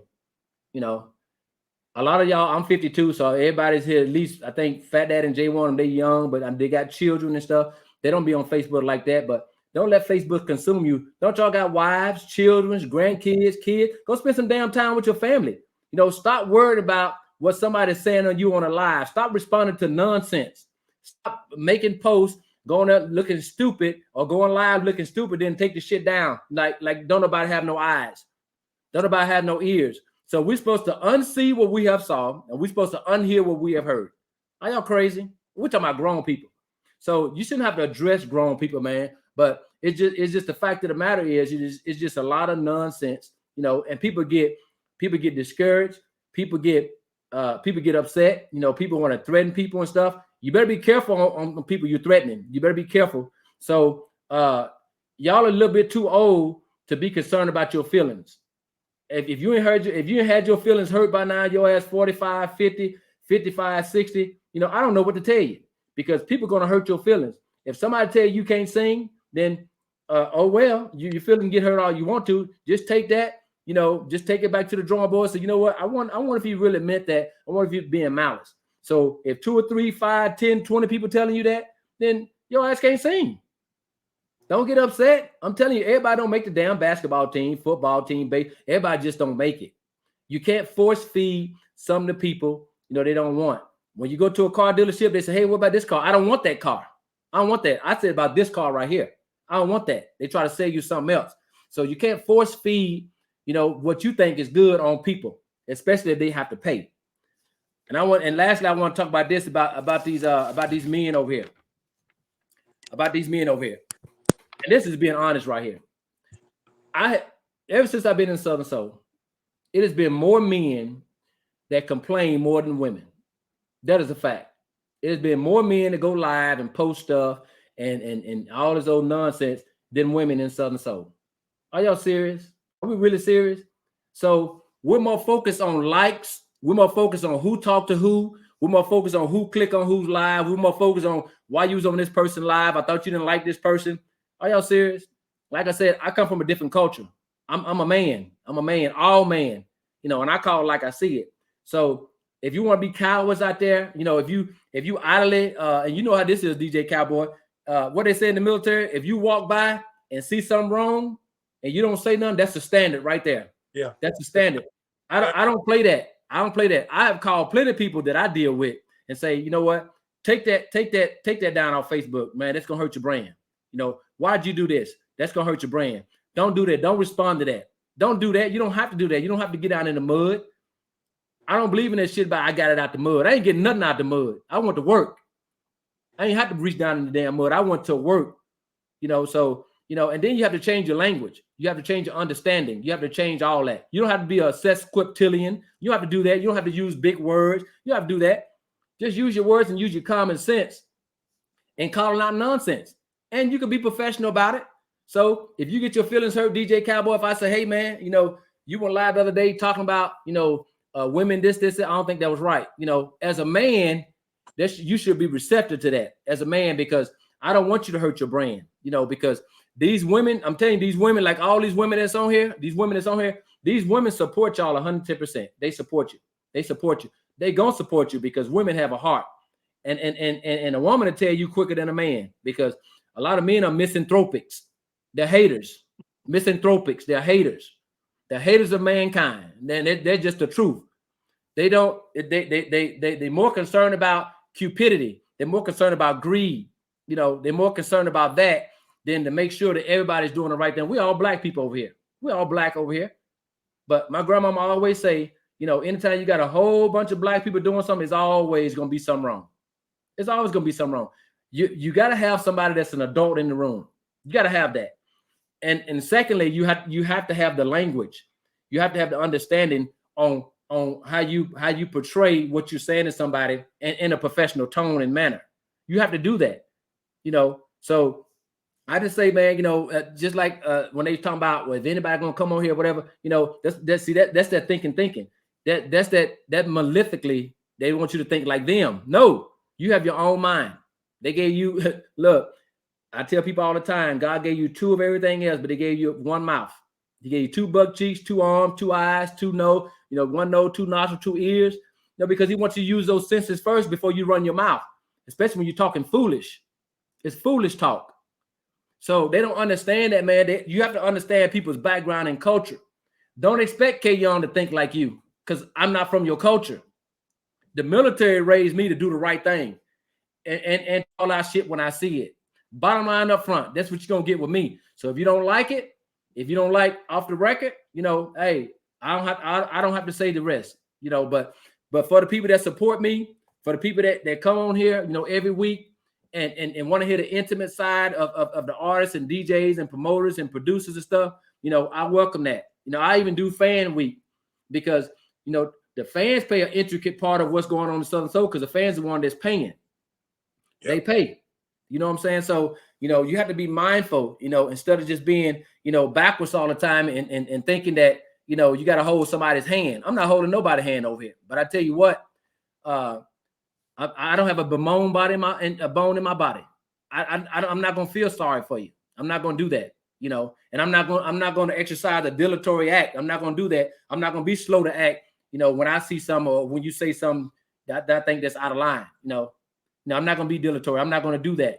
I'm going to make sure that I address it in a professional manner. Now, like I said, I talked to Audio. I've talked to Audio before. Audio's he's a good person, but that I don't normally read comments, DJ Cowboy. But when he come on here and say that, that's a direct assault on the guests that's on here, saying that all the guests are just being negative. No, the guests are on here talking about their experiences. That's what they're doing. And you can't put words in their mouth. And you're not doing it over here. You can do that on another talk show or another Facebook show or whatever. We're not doing it over here. That's why it's called Off the Record. It's called Off the Record for a reason. So if anyone want to have a nice conversation with me, then as long as it's not bombastic, it can be convoluted with me. Don't have a convoluted conversation with me. No, it's got to be bottom line up front. It's got to be, because I'm very fastidious in everything I say. Attentive. I'm very attentive in everything I say and do. So I welcome any conversation. Any conversation anybody want to have, and I help people. I help people all the time. It has been people that call me and say, hey, Kevin, I'm in the store. I forgot my debit card. And it wasn't no hustle. They sent my money back. Can you cash at me $20, $25? No problem. I send it to them because those are the people that I talk to. It ain't nobody I don't talk to, and I do. And let me say this about Caribou, Caribou and Deejae Simon. Deejae Simon, I told her I need a different theme song for season 3. That's my theme song. That's Deejae Simon. Anytime I call Caribou and say, hey, I need a flyer. I know Caribou do flyers and stuff. No problem, brother. You know what I'm saying? She ain't never said, when you gonna put me on the show? She never said none of that. You know what I'm saying? Because she want to be part, of this organization, But see, that's the problem. You want to exclude people. You can't exclude everybody, man, especially when they got a good heart. You can't exclude everybody, man. At least, I'm all about training. I'm all about, caring and training and listening to folks, man, and listen to their issues and stuff. When I talk to Tucker and all them guys, man, they older than me. I mean, they're younger than me. I got kids their age. And my oldest daughter, 37. So that's about the age Tucker them in. So we talk about life. We talk about children. We talk about wives. We talk about situations. It ain't all no damn music and Southern soul. It ain't all about, did you hear what somebody said and all that? We don't talk about that. No, we don't talk about that. We're not doing that because they already know I'm anachronistic. I'm chronically out of place. They already know that with me. They know I'm anachronistic. I don't want to hear it. I don't want to hear all that nonsense. So that's what I had to say, man, because it just bothers me, man, that, I pop on people's lives and I listen, I speak to everybody, and anybody can come on. Anybody can come on here. You don't have to speak to me. I'm not gonna make nobody speak to me. That just shows that you have poor home training. Man, you don't walk in nobody's house or don't speak to them. You don't walk. At least you go ahead. It kind of disappointed me when I thought audio was my boy, man. And I done it for audio that people don't know about. And I ought to blast them, but I ain't gonna blast them. Yeah, I'm just saying, but like I said, you have to be mindful. Words matter. Words matter. Words are not inconsequential. Words are important. Words are important. So when it comes out of your mouth, it's not like you can go you can't retrieve your words and you can say you're sorry all you want to, but that was your thinking at the time. So it's not like you throw a basketball and football and go pick it up. That's why, what somebody told Barack Obama. They said, you know what, you speak kind of slow. He said, you know what? I like to think about what I'm going to say before I say it. He's very fastidious in his speech. I really thought he wouldn't say nothing on mine because he know he shouldn't have did that. He know I'm saying, man. Yeah, that's what I'm saying, man. You got people out there, man, that you really don't know their mindset. You really got, the people now that get killed and stuff, it'd be the people that's close to them. It don't be a stranger. It'd be somebody close to them. For a fact that if you go back to your hometown, the people ain't gonna support you. It's gonna be strangers that support you. It's gonna be strangers that support you first. You know what I'm saying? Yeah, my family support me, but I got a lot of folks that support me that are not my family that I call family now. So I mean, I've met a lot of people on this journey, and I want to continue to meet people. So even when they come to Killeen, like Calvin Richardson pulled up on me. He called me and said, hey Kevin, what's your address? He came over here. Do you honestly think that Calvin Richardson, do you honestly think that all them guys would come over my house, man, if they thought that Kevin Young was full of shit? They wouldn't. They recognize that I come from a different culture. I'm come from a different fabric. And see, that don't affect no Tucker and Calvin Richardson and Charles and all them guys, man, because you know why? Because they getting paid, they busy, they on shows. So if somebody say Calvin Richardson, matter of fact, somebody was talking about the way Calvin Richardson dressed, I mean, that is so adolescent, but Calvin Richardson don't respond to that. You know what he do? Calvin Richardson on 30, 40 shows, maybe 50 or 100 shows a year. Yeah. So he can dress the way he want to, you know. So that's what you resort to, you know, is just, you know, just little small things to attack somebody, you know, instead of calling them and say, hey, Cal, man, shit, you can sing, blah, blah, you know, hey, am I singing this in the right note? Can I call you? Can I get some, you know, advice from you? See, that's what we did as military men. We went up and talked to people of higher rank. We went up and talked to them. Hey, look, y'all did it RTAP, you know, so we got one coming up. So what could we do different to make it successful? We didn't say, well, man, you know what? Damn what they doing over there. We're going to do it better than them anyway, and you don't know what the hell you're doing. So why are you going to reinvent the wheel? That's what we call it. Why you want to reinvent the damn wheel when the wheel is already there? You know, so I just want to say to the ladies, man, you know, I want y'all to take a close look at some of these people y'all supporting. You know, take a close look at them. Just watch them. Watch their lives. Watch their posts. You know, watch their associations. You know, and y'all make the decision. I'm not even talking to the guys, you know, because you know women run this world, man. Women run this world. They run this world, and if it's ever a woman president, I think things will change. But women, that's just my message to you. You know, y'all watch these people, you know, that y'all support. You know, stop sending their ass money when they say they can't pay their light bill and all this other stuff. You know, buy a mug or a T-shirt. Tell them to get a job. Tell them to go get a damn job somewhere. You know, tell them stop begging, huh? Right. It's still hurricane, right? Yeah, hurricane down in Florida. It's still hurricane season. Yeah, it's still hurricane season. Yeah, it's still hurricane season. But I want to, huh? Call me. Huh? Oh, call me no more doing hurricane. No. You need to have a conversation with him. When he call you, have that conversation with him. Don't do that. No. Have that. You 58 years old. Have that man conversation with him. You know, I want to know your thought process. You know, why you think I'm negative? Why you think I said something negative? Because I want to talk about my experiences. You know, I mean, I'll have that conversation with him. And anybody, you can call me 254-768-1334. You can call me and we can have a conversation about anything. It ain't got to be just music. You know, if you just want to talk, we can talk. I ain't got no problem with that. My wife sit right there when everybody call me, male and female. She sit right there. I don't have a jealous wife. I have a supportive wife. She support what I do. So I really appreciate y'all, y'all women supporting, you know, and a lot of guys too, but mostly the women. The women is the foundation for Southern Soul. The women are, and I just matter of fact, I was talking to Deejae Simon. Have you heard Deejae Simon's new album? Yeah, that's my girl, man. The album is smoking, you know. So I just need us to focus more on the women. You know, when they come out with good music, we need to focus on them. You know, you're gonna always have the Tuckers, Calvin. They're gonna always be top tier.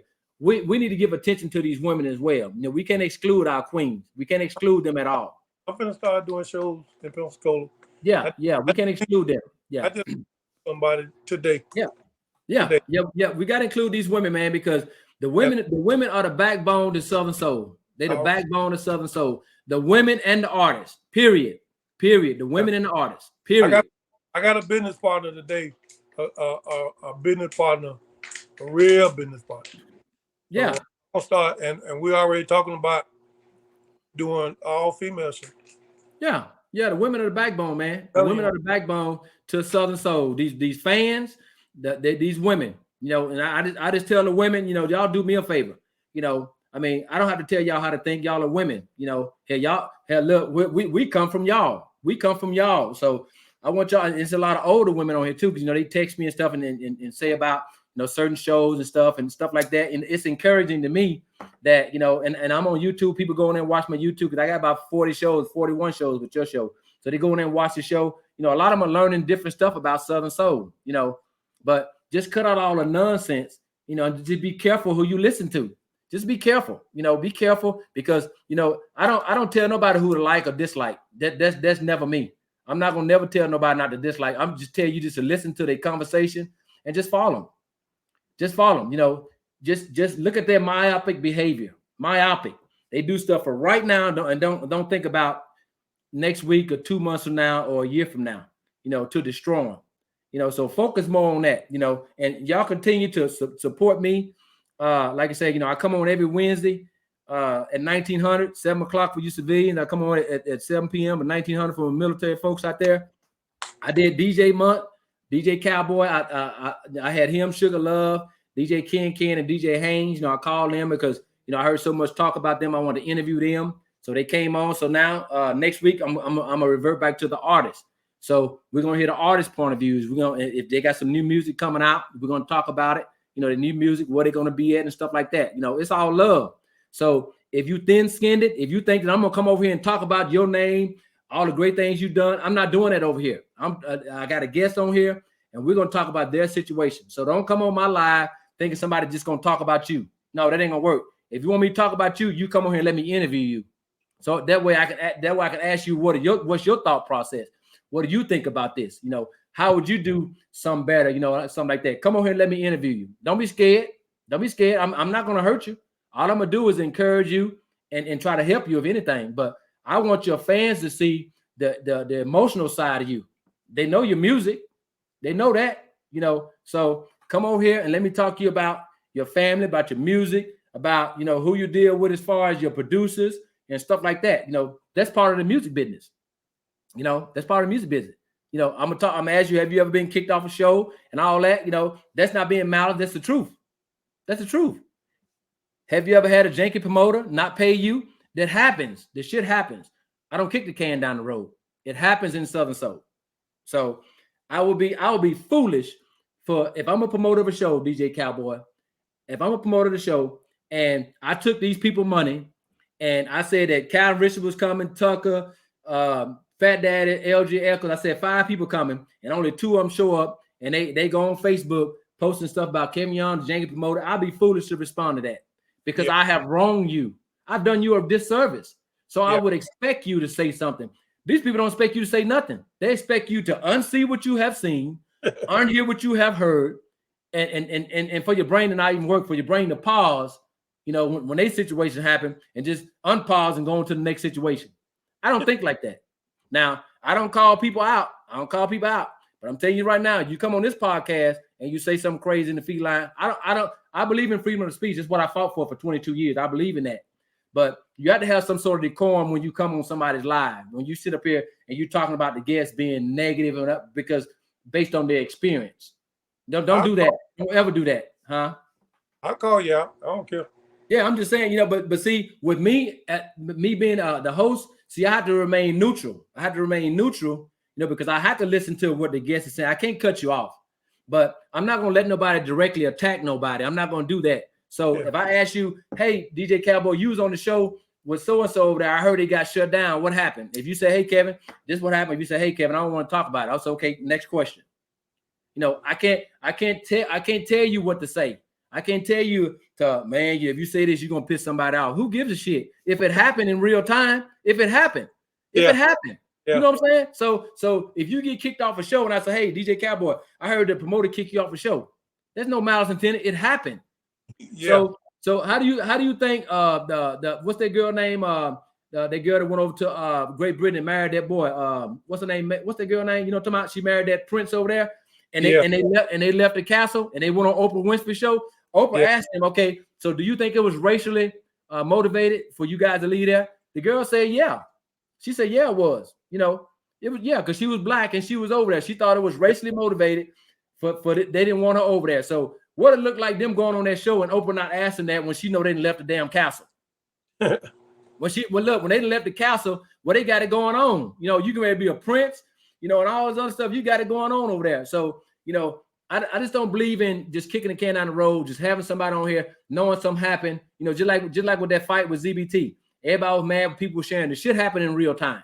But they don't expect nobody to talk about it. No. You come over here, I'm going to ask you about if you was involved. So you don't have to talk about it, but it's real time. It happened. You know what I'm saying? So, So for all the new people that's on here, that's what we talk. We talk about real time stuff over here. No malice.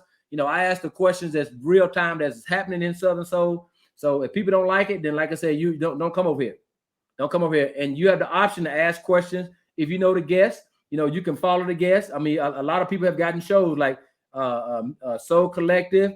I mean, a lot of them guys that come on here, the people that these women hear, the intricate side of their conversation, they have gotten fans and everything, you know. So it's not all bad, but we're gonna discuss the good, the bad, and the ugly that's going on in Southern Soul because we all in Southern Soul, period. And I ain't going nowhere, and off the record ain't going nowhere until I get tired, period. So if you don't want nobody to ask no question about you, don't do no stupid shit then. Just be creative, be a good artist, be a good DJ, be a good promoter, be a good producer, you know, and be a good fan. You know, I mean, come on now.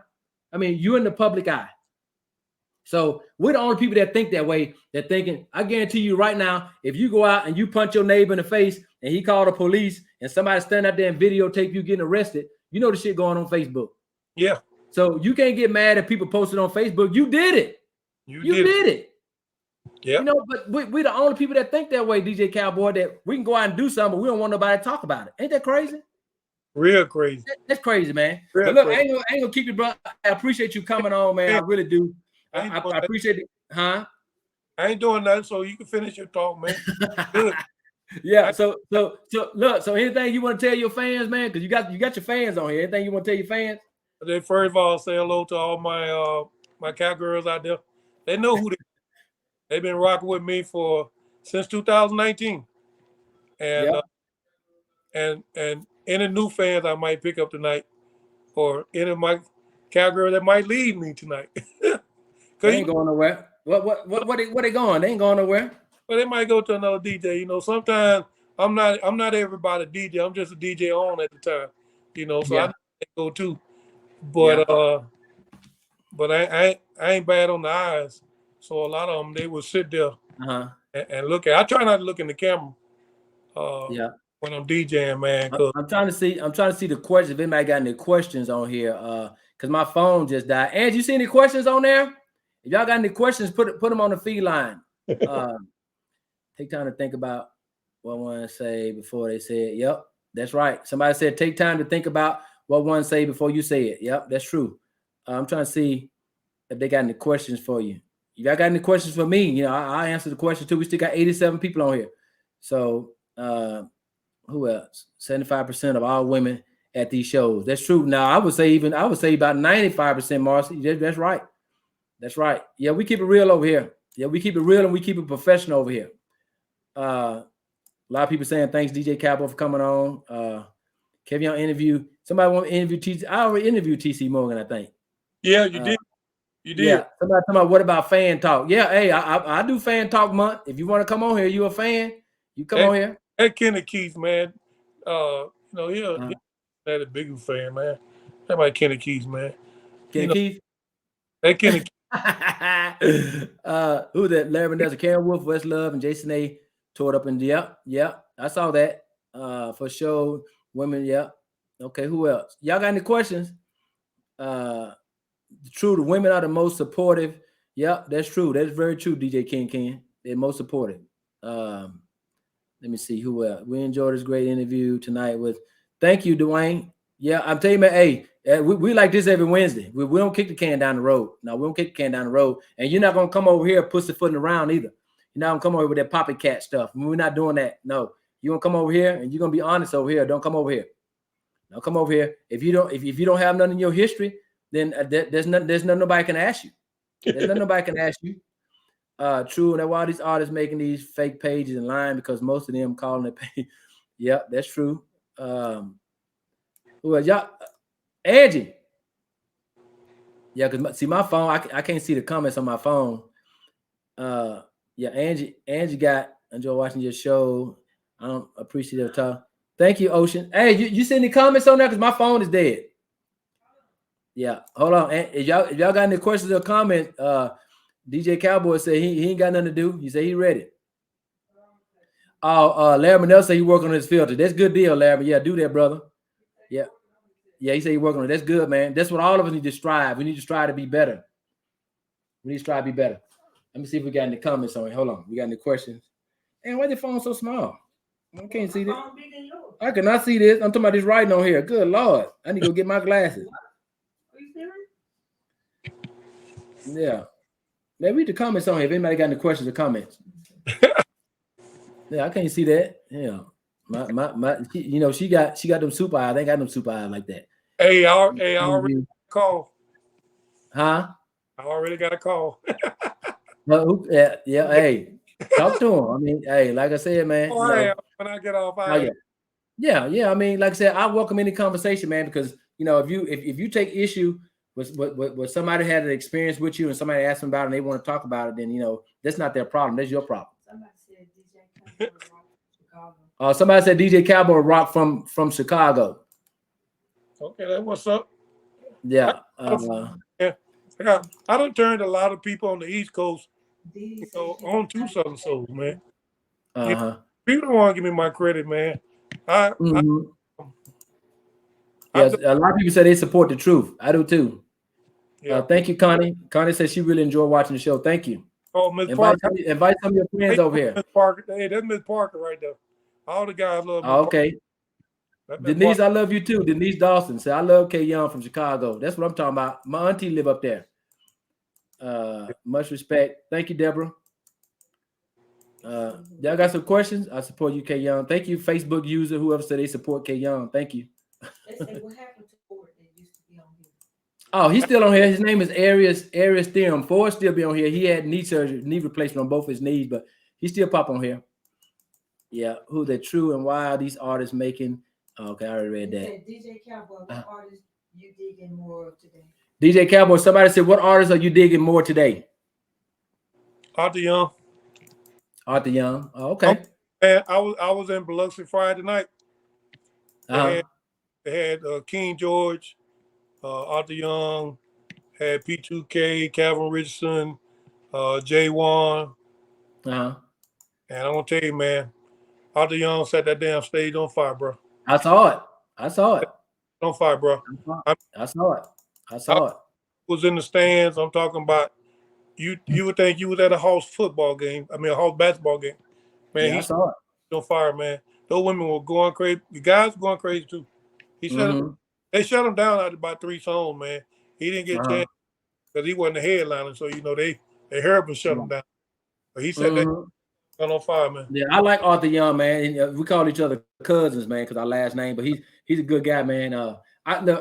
One thing about me, man, is I respect any man that answers the phone. Answers the phone, man. So if I call you 3, 4, 5, 6, 7, 8, 9 times, which I ain't gonna do that many times. If I call you 3, 4 times, I text message you don't respond, then to me, you're not a man.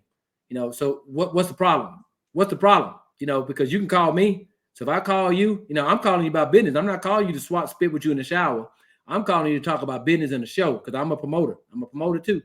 So if you have let people tell you, hey, don't talk to Kevin, then okay, well I don't want to do no business with you. Hey, I don't have those folks in my phone, huh? Your buddy Gerald want to know what part of Germany I was in. Oh, Gerald, yeah. That's our battle brother. He did 24 years, I think. Yeah, I did my first tour in Kaiserslautern, which we call K-Town. From K-Town, yeah. 83 to 85. My second tour from 88 to 90, I was in Heilbronn, which is in between Heidelberg and Stuttgart. And then I did my last tour from 95 to 98, back in K-Town again. And so that's good. 3 tours in Germany, tour in Japan from 92 to 93 in Hiroshima. But I've been to 8 countries, man. Like I said, I DJed in 11 of them, but I've been in 8. Yeah, that's good, man. Perfect too, Gerald. Salute, man. Yeah. Hey, Gerald, get well, man. My other battle brother, his name is Arius Theorem. Now he incognito. He had 2 knee replacements, man. He was an infantry boy. So I know, Gerald is 50. I think me and Gerald same man. I think he's 52. So he was beaten down. I know he deployed a couple times, man, sending rounds down range. He just had 2 knee replacements. So I talked to him the other day. Hey, get well, brother. And look, that's my brother from another mother right there. Because me and him was 19, 20 years old when we met. And we're in our 50s now, so we know about our kids. He got twin boys. We know about everything. So we keep in contact. We don't talk often, but we don't have to. We have a relationship. We don't have to talk often. I can go without talking to Gerald for a whole month. I pick up the phone. He don't say, man, why you didn't call me? He'll be like, man, what's going on, man? We pick up the conversation. That's what real, true life friends do, man. I do with mommy, buddy, man. I mean, I done put together a 30-year reunion, 32-year reunion, 33, and some of us we hadn't seen in 35 years. I just linked up with one 3 weeks ago that came from North Carolina and back home to Mobile. He be on my live, but I hadn't actually seen him and gave him dap in 35 years, and we were like 19-year-old in Germany. That's good, man. I put together these reunions, man, and my partners, all one we used to party with in the clubs back then, we all still living. I only lost one, man.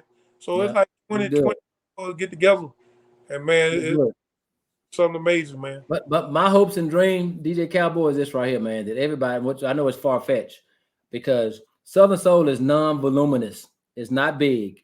It's not big. It's non-voluminous. Regardless on what y'all think is non-voluminous. It is people right now that can go somewhere to a store and don't nobody know you. Nobody know you. I don't care how many shows you've been on in Southern Soul. It's non-voluminous. I just wish we can have a non-esoteric conversation, amongst everybody. Non-esoteric. That means it's not secret. It's not secret. Just have an honest conversation, open, honest conversation about what's really going on and how can we fix it. That's it.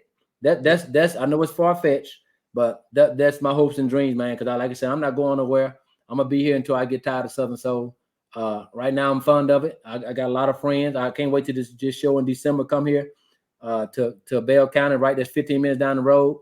We're gonna like Calvin and Tucker and Charles and Polk and all them guys. They'll be here in my area, so they're gonna come by the house. We're gonna put some meat on the grill, and we ain't gonna talk about no Southern Soul. We just gonna have some drinks. I don't drink, but my wife do. She got more damn liquor than the liquor store. So they come over here and have a good time. And anybody that's in my city, that's in the Killeen surrounding area, Waco, Austin, if you guys call me, hey, I like to meet people.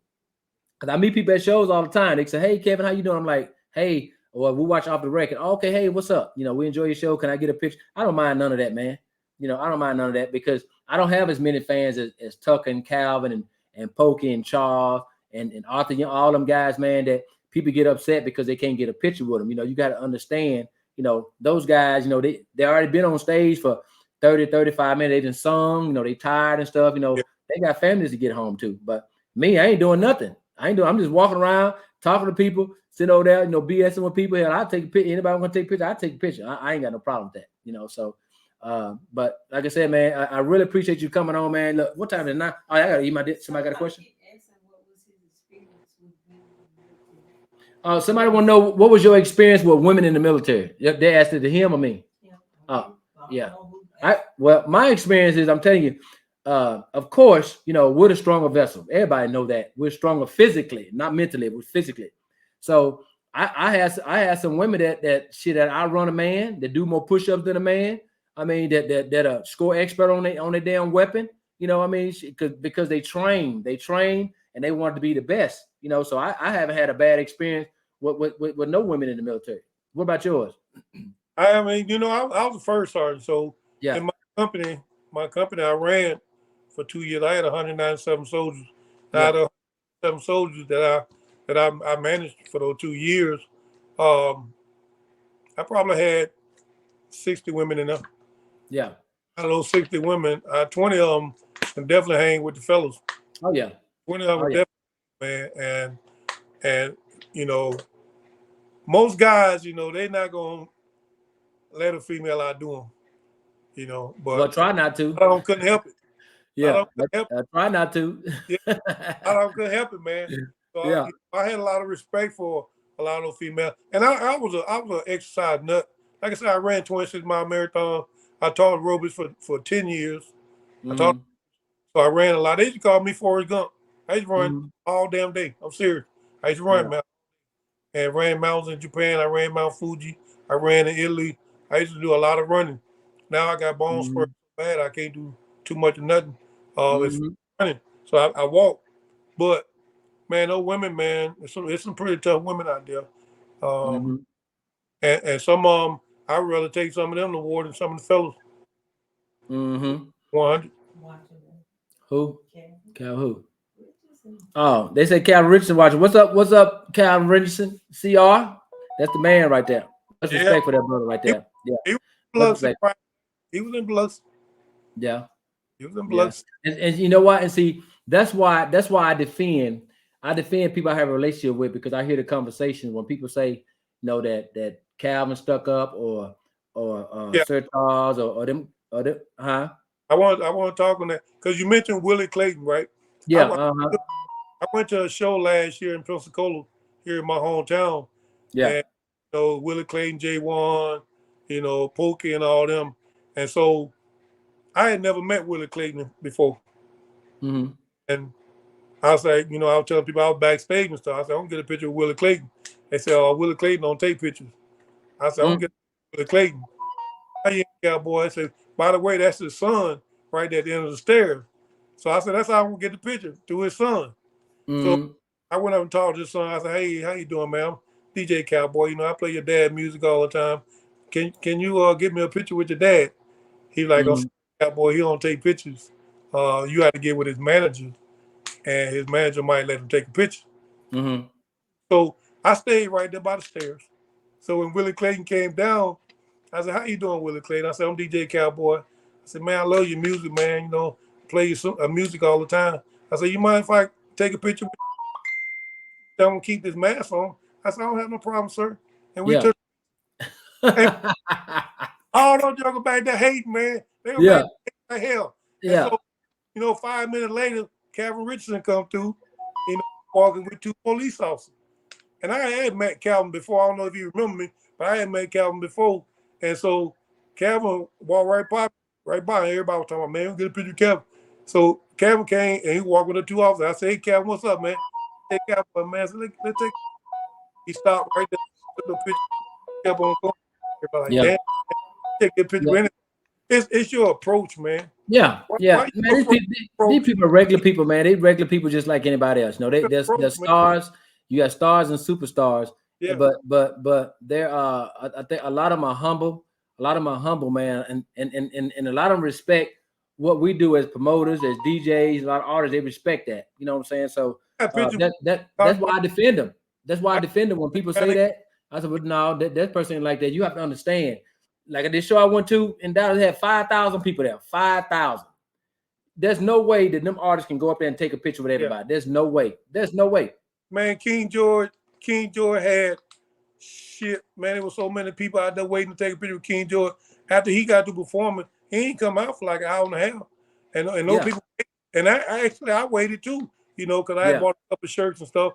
And so I was out there too, you know, and talking to his team and stuff, because I done met him before, you know. And so, but those people, like, they hung out, man, and they wanted to get a picture. But I done took pictures, man, with Johnny Cochran. I got pictures with Jesse Jackson, Evander Holyfield. You know, I got pictures with some people, man. And your approach. It's how you approach them, man. And I don't know why people are afraid to approach people. Yeah, they're a man like you. Yeah. They say no. They say no. Hey, look, people tell my wife, they said, like, I remember Lady Q, she said, come on, Kevin, take a picture. I don't take no picture. She said, my Angie, make Kevin take a picture with me. So Angie told me, get over there and take a picture. Lady Q gonna talk about some you know, so I took a picture with her, you know. But like I said, man, I respect art, and I give credit where credit is due. So don't expect no E for effort for me. Don't expect that. No, you have to perform. You know, you have to actually do something, because what we teaching these people now is it's okay to be substandard.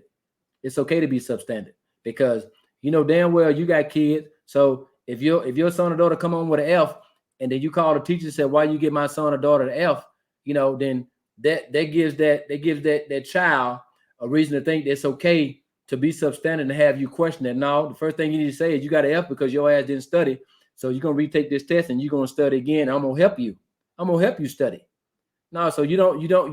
I don't get no E for effort, man. And all these guys that I talk about all the time, you know, people talking about there's no damn no tier in Southern Soul. It's a tier in everything. You know, Beyonce is a megastar. She's not even a superstar. She's a megastar.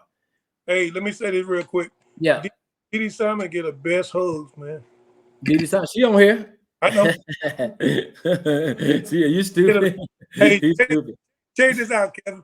Yeah, I do got a lot of haters on this right here. Check this out. Yeah. Oh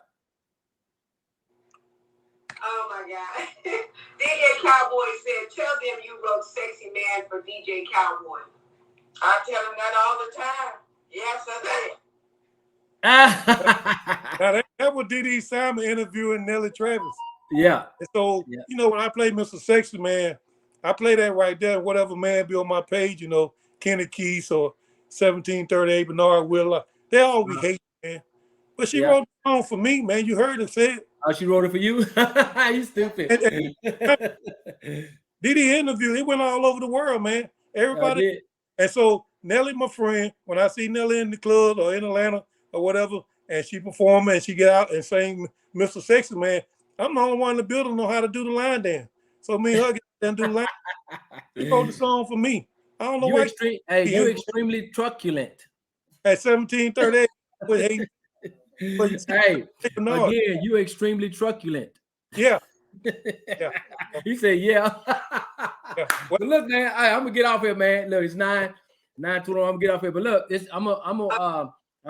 gonna air up tonight on YouTube. You know, so what I do is that if people didn't see this interview on my page, they're not gonna see it in about 2 hours because I go through and I look at the interview again and I remove negative comments off there. If I think they're unprofessional and distasteful, I remove them and then I upload it to Facebook. So if they want to see it, they got about 2.5 hours to see it. After that, to YouTube. I'm sorry. After that, I take it out and put it on YouTube. You know, so. But again, man, I appreciate you coming on, brother. Like I said, we'll talk. And look, you need to have that conversation, man. Don't avoid no conversation because you might want to hear. You might want to hear the conversation. I'm gonna make there you go. All right now. There you go. All right, brother. Well, look, you was born in 1970. You know what this means. Look, y'all tune in next week. I'm gonna have an artist on here. I'm gonna pick the artist brain and we're gonna talk Southern Soul. You know what this means, right? Yeah. Good night, everybody. Good night.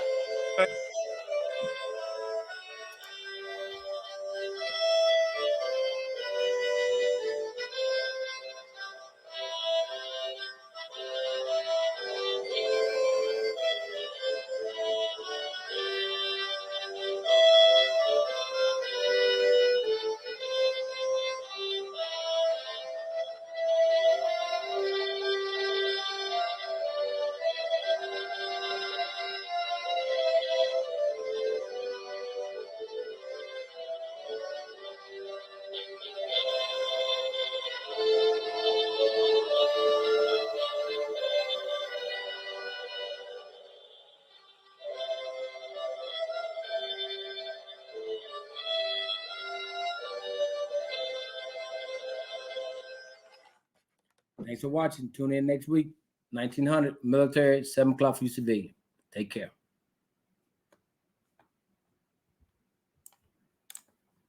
Where my D.D. Simon song at? There we go. Hey, it's off the record. It's Wednesday night.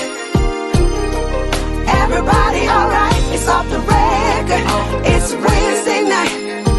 Hey, you better hold on tight. It's off the record. It's Wednesday night. K.O. I think they're